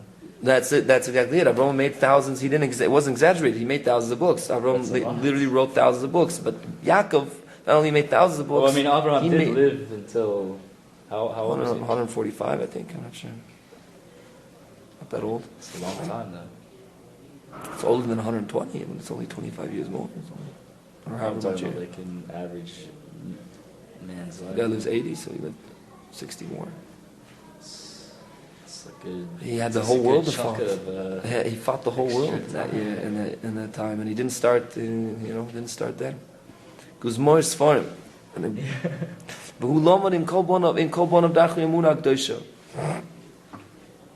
And he learned with his children the pathways of the holy faith. Because they were all righteous. But even though they were all righteous, he investigated and thought in his mind to who to give over his faith until he gave over all of his chachma to Levi. He gave all of his chachma over to his son Levi. But to all of his other sons, he gave over the heads of the paragraphs. In other words, this book's talking about this, and this is what it's dealing with. This is the question. This is the answer. But the main chachma, he gave the wisdom. He gave to Levi. And therefore, the tribe of Levi were stuck to and strong in the holy faith more than all others. Nanach, nachman.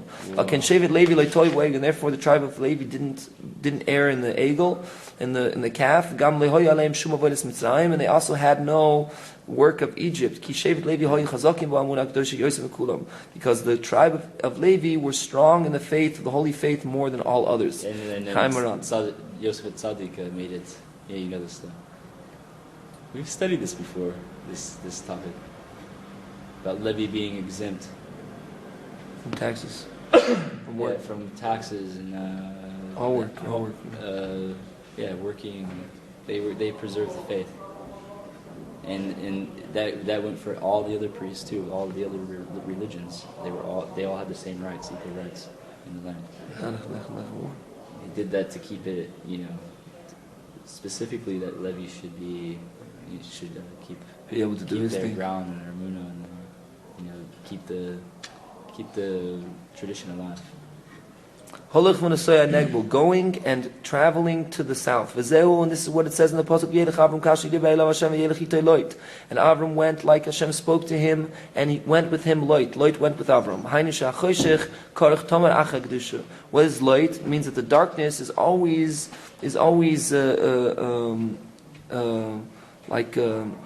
wrapped around after the holiness. Ki loit bechinas letusa, because loit is from the word letusa, curse.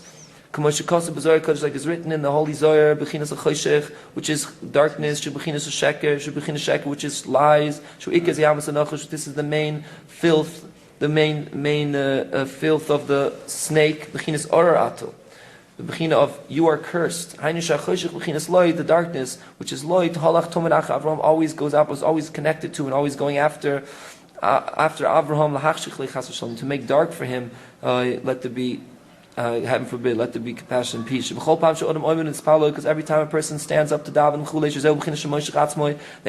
when a person davens, this is a person drawing himself to Israel, the land of Israel, because all of it is, etc. Because all of it is one concept. As I take it, right away, immediately goes with him loit.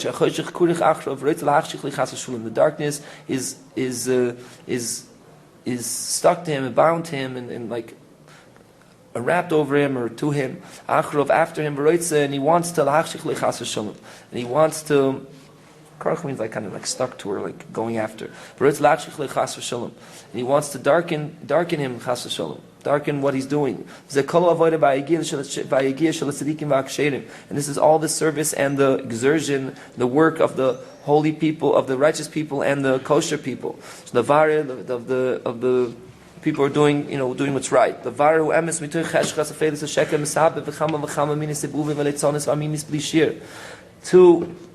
To clarify and to separate the truth from all of the darkness, the great darkness of the lies that surrounds them with numerous types of all types of surroundings and mockery and trickery, blishir, without measurement. A person wants to have compassion on himself. He always draws himself to the truth of the truth. And someone wants to have compassion on himself, draws himself to the truth of the truth.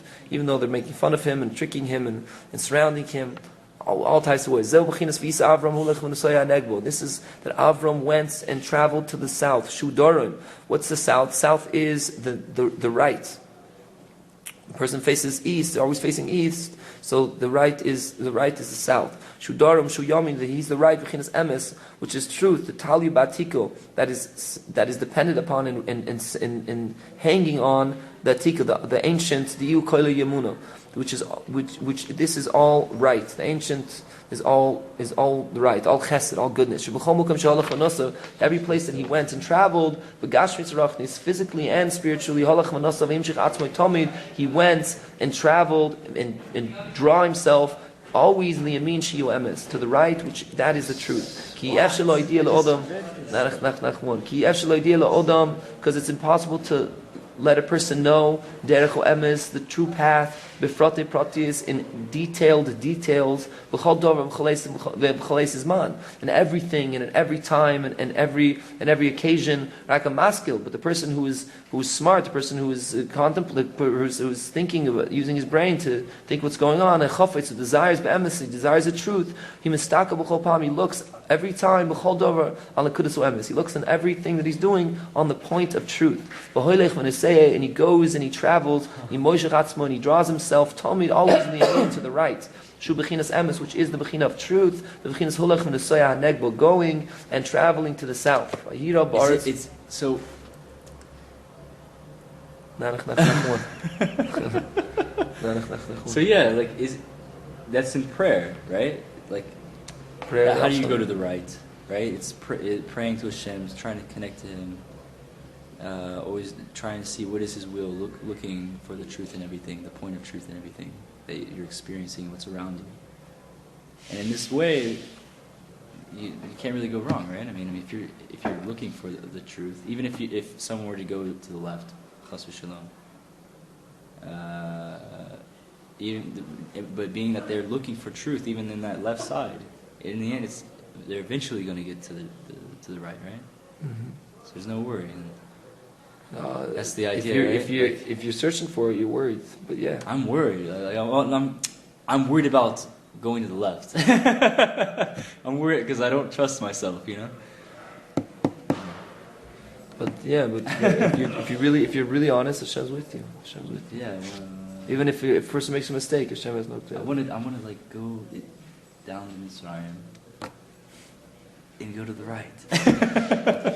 That's what I want. This is what I want to get from this. I want to see if Yizrat Hashem will open our eyes here. And there was a famine in the land. And this is what it says. There was a famine in the land, and Avram went to Egypt. And our sages of blessed memory said, and it's brought in the explanation of Rashi, that this was his great test, that he warns him to go up to Israel, the land of Israel. You told me to go up to Israel, now you're telling me, you're guiding me to L'tzeis Memeno, to leave it. All right, there's a famine here. You told me to come to this place. I can't live in a famine. I'm gonna have to leave. So what are you bringing me up to a place to tell me to leave for? Zeklal, that was the big test. Zeklal kol divrei. This is our general of all of our world. This is a generality of all of our words. A person has to go in and go out, and he has to be very versed and very knowledgeable. I don't know what the word is, but very fluent in this. Very not fluent, but very fluent in this. Very much. And to not fall in his mind from this when he's going in or going out. Why is it going? Because all the more so that he shouldn't fall in his mind, but even more that he shouldn't start thinking after Hashem, blessed be He. Rather to believe that Hashem is righteous and straight are His judgments, straight are His His right ruling, His rulings, right? Righteous ruling, His rulings. His rulings. Yeah. All of his intention is only for good. So for sure, you shouldn't fall in your mind. Say, "Oh no, what am I doing?" But not thinking about Hashem. But all the more so, you shouldn't think about Hashem. Oh, what is Hashem doing this? All of his intention is only for good. Like it was by Avram. What do you mean for the good? He came up to a famine land. Why is it for his good? Because when he came to when he came to Israel, it was there specifically famine. Until he was forced to leave Israel, the land of Israel, Mitzrayim to Egypt. This is the bechina of leaving. And even though he had to leave, he didn't think after Hashem Yisbroch. He didn't second guess Hashem. He stood in the test of Mitzrayim in Egypt until he merited nanach, nachman, to go up from there. He went out from Egypt. How did he go out from Egypt? Very heavy, but mikneh with the flock and cattle, the herd, with kesef, with silver, v'zav, and gold, shibuchinas, and nitzoitzes agdoshim. These are the holy sparks, sheber misham, that he separated out. Kamuva. Wait. Okay. Let's just can you give me like a summary of those lines right there about elevating the sparks? How is he doing it? How is he? By staying to the right? It doesn't say it, right? No. Okay. If he didn't think about Hashem, he didn't think against Hashem. He didn't second guess Hashem. He came out wealthy because he didn't think he did what Hashem. He didn't think against Hashem and did what he had to do. Right. He went out. Now I have to go out, and by not thinking against Hashem, not thinking negatively about Hashem, so he was able to do great things and bring out all types of holy sparks from Egypt by not thinking against Hashem. That's how he did it. Not thinking against Hashem. Okay, I have to go out. I'm going out now. So too every person goes through. So too is brought in the seforim and in the books and in the words of our teacher nachman the Siman Chesed Torah in the 8th Torah that I saw a golden candelabra. That all the goings up, all the ascendings and the descendings of a person are hinted to in the pasuk. That when the verse that Avram went down to Egypt, Vayal Avram miMitzrayim, and Avram ascended from Egypt. Hani Kanal. Shekol Zehu. This is like the above.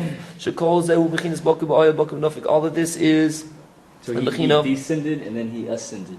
Right. All this is the bechina of being fluent in going up and fluent in going down, or going in and going out. He went through his journeys until the place that his tent was there first. To the place of the altar that was there, that he did there at first. And Hashem, and he called there, and Avram called there in the name of Hashem. Rashi explains, also now he called out in the name of Hashem. Haini. What does this mean? This is when a person is strong and powerful with b'chinas v'nafik in the concept of leaving and all of this sense. He's strong in all of the sense that he goes down to until he returns from those descents. So a person, when he leaves those descents, he has to go back and go he has to go in the first path.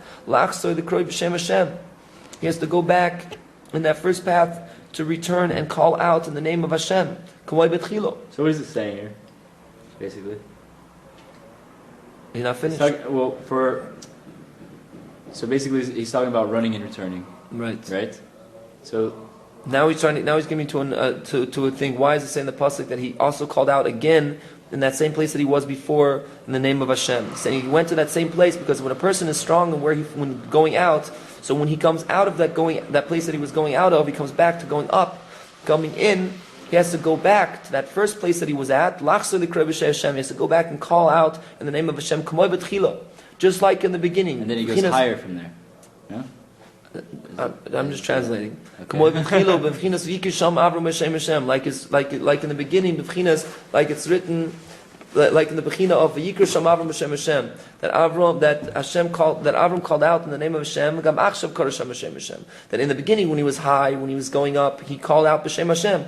Also now, after he went down, he went out, and he came back out of that descent, he also now called out B'Shem Hashem. Why? This explaining. He didn't fall from his good path. From all those things that he went through, all these trials and tribulations, all this pain, whatever, all his descents, his leavings that he went out with, he didn't fall from his good path through them.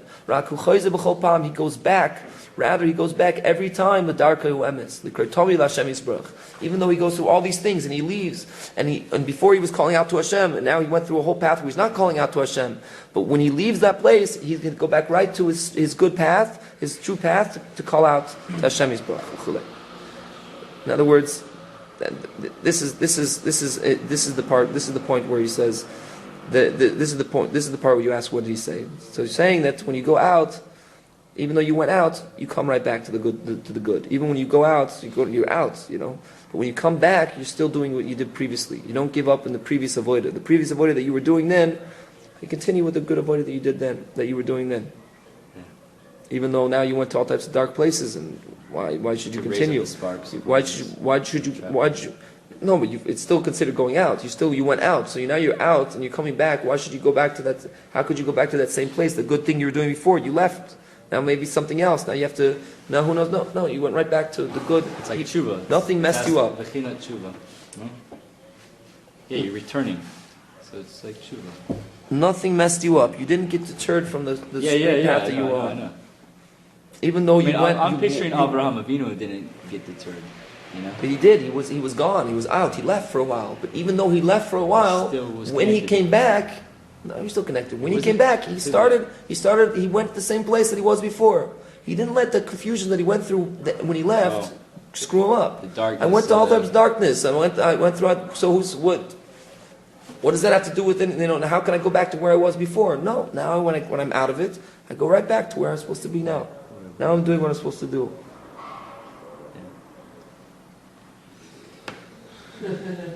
Good. Even though we leave and we get all types of things, so it feels impossible to go back to what we were doing. What we're doing, that's not me anymore. Now I'm this crazy messed up person. No, now you're not messed up anymore. You were messed up then. Now you're not messed up. So you go right back to the good that you had then. Yeah. Halvai, nanach, nachman. Also, there was a famine in the land. It hints to every person that most of his going out to the marketplace, that this is the bechina of going out. the main thing is that he goes out to the shuk is because of lack of parnasa kidu, lack of sustenance. Sustenance, yeah. Kidu v'zeu vayhi rob ba'aretz. And this is, and there was a famine in the world, in the land. Bechinas chesed parnasa, the aspect of lacking sustenance. Through this, nanach, nachman. Avram went down to Egypt. This is the being preoccupied with masim mat, with giving, with taking and giving of business. Shasham sakanos tavas meuman, that there's the danger of the desire for money. That this is the concept of idol worship. That idol worship in tavas meuman is the concept of Egypt. Like it's written in the story of the Master of Prayers, Masis 12, that it's hinted to in Yeshaya, the people go down to Egypt for help, people go down to Egypt for help, monetary help. But the bechina of Avram, that is the Jewish person, that he merits to be fluent in the going in and to going in and the going out canal. Gam Shom Mitzrayim, also there in Egypt, also there in Egypt, in the being occupied in Masay Matman Chulei, Humisgaber in business, Humisgaber Shlo Yishtaka Sham Chas Shulam. Don't be shy.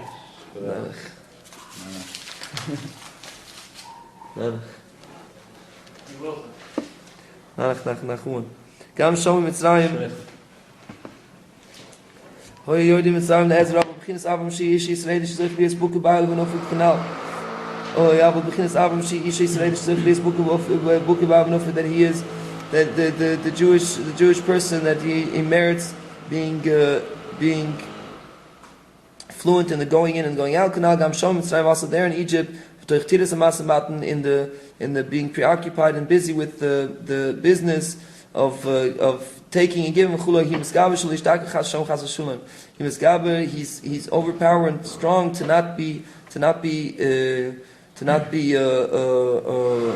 sunk in there. What's mitgaber?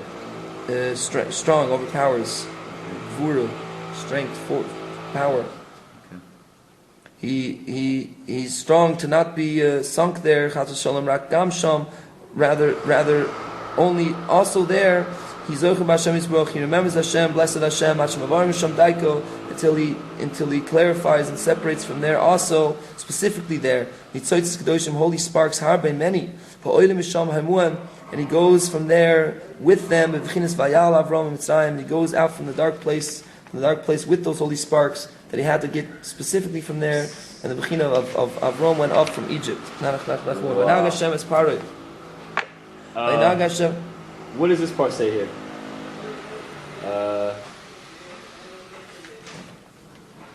It's the next one. It's just this next section over. You just flip the page. By Naga Hashem afflicted part. And then under the next line, the next paragraph, what does it say? Hashem et paro, ve'naim, gedolim. Negaim dolim. Big afflictions, big. It's a continuation of that. It's just adding more to it. Okay. Now Hashem is para, Hashem afflicted para. Bezeh begins to kicha sort of the base para, the kicha says the base achshveris. Oh, nachman. This is the bechina of taking Sarah to the house of Paroi, and the taking of Esther to the house of Achashverosh. Kisara of Esther. Kisara of Esther in bechina achas. Because Sarah and Esther, they're the same. They're one and the same. Like our sages said, Parshan in Ches, in the 58th paragraph in the Medrash. It's why did Esther merit to 120 and 7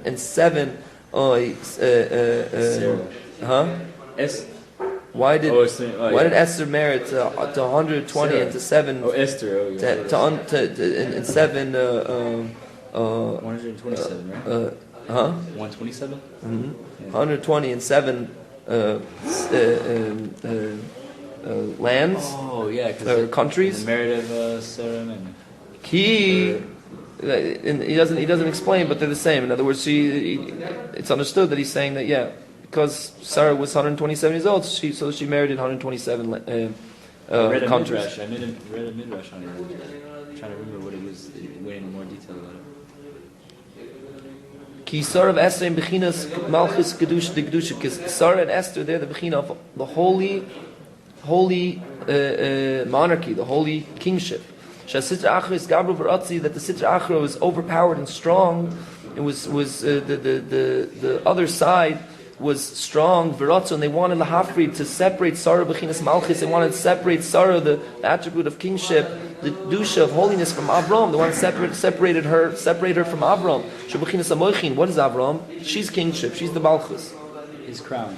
What is Avram? He's the Bechinas Amoichin. He's the minds. He's the brains. HaKadoshim, the holy brains. They wanted to take her to the house of Paroi, the wicked. But Hashem won't leave her in his hands. Adrabah. On the contrary, through this specifically, to going to the house of Paro, he subdued him and he subdued Paro and humbled him or subdued him and lowered him very much. Like in the Bechina says in the pasuk that when a person is in control of someone else, he takes control over someone else, it's only for his bad, for his own bad, and the bad of the person taking control. Because she brought out a huge wealth to Avram. That Avram is the Bechina of this holy sparks.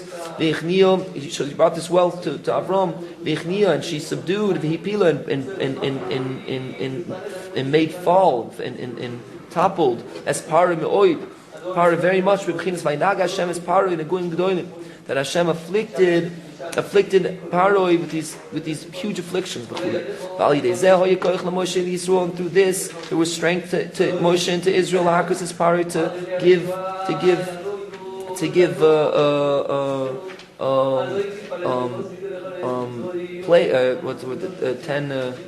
ten plagues. The word is 10 plagues on Egypt. But the 10 hits. Afflictions. The 10 hits. Lakas is 10 Paroi. smacks. 10 smacks. Smacks in the face. Lakas is Paroi. Achakach. I was going to say something else. Achakach lo itzi so min shisoi v'chamuva. Achakach lo itzi nachman. Afterwards, lo hoitzi Yisrael to bring Israel. To bring Israel out of his jurisdiction, like his brat. Esther, Esther, because then overpowered very much the exile. In the forceful exile, in the powerful exile. In other words, the strong, harsh exile. His gabro sitra achro. The other side overpowered Yosef more and more. Especially that it overpowered. It became powerful. The shell of Haman Amalek, of Haman who was a Malek Shekolo that is encompassed in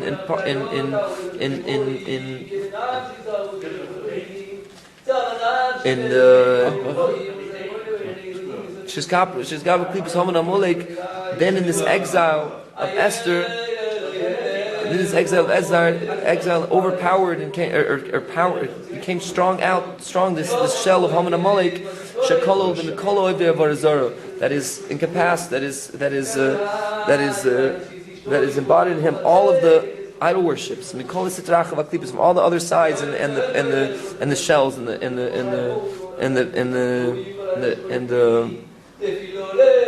the peels. Therefore, it was necessary and had to be that Esther would be taken to the house of the king, the Gamre, completely, and she wouldn't be taken back. She wouldn't return immediately. Because all more that the shell that the shell and the peel is hard and strong. More bechrech, it's necessary. Shetered hakdusha gavoya l'sham. It's necessary that it should go down, should descend there. The high holiness, yosef, more and more. And it should be in more exile there until it will be strong. It will be strong and powerful in its great strength. In her great strength, through this being in this low place specifically, because it's in such a low place, it has to be super strong.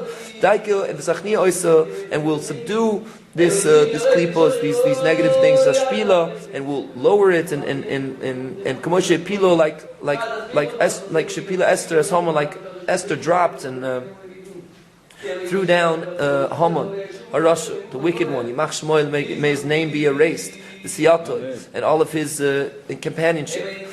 Nanach, nachman. Specifically to this, specifically to this, that she was taken to the house of Achashverosh. That all of this is the bechina of the time that someone is in control of someone else. The bad person is in control of someone else. It's for the bad of the person who's in control. Nanach. Nanach, nachman. Shkoyach kagamre. Shrech.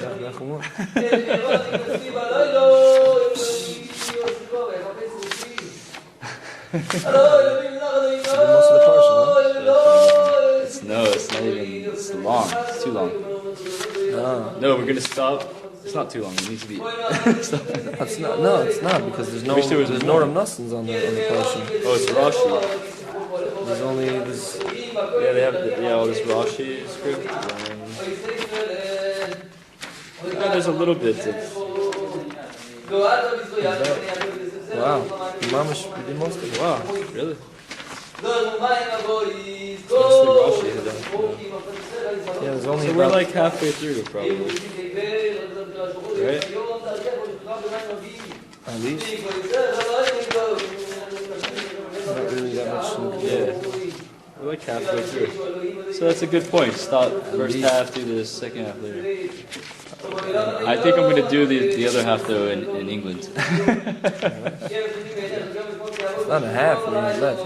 We have is just 2 pages left. What about Hashem? 2, 1.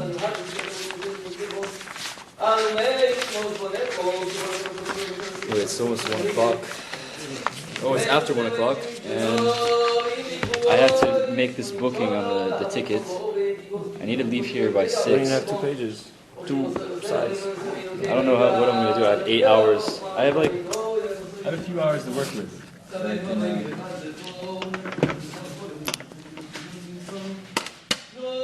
Kind of sweat.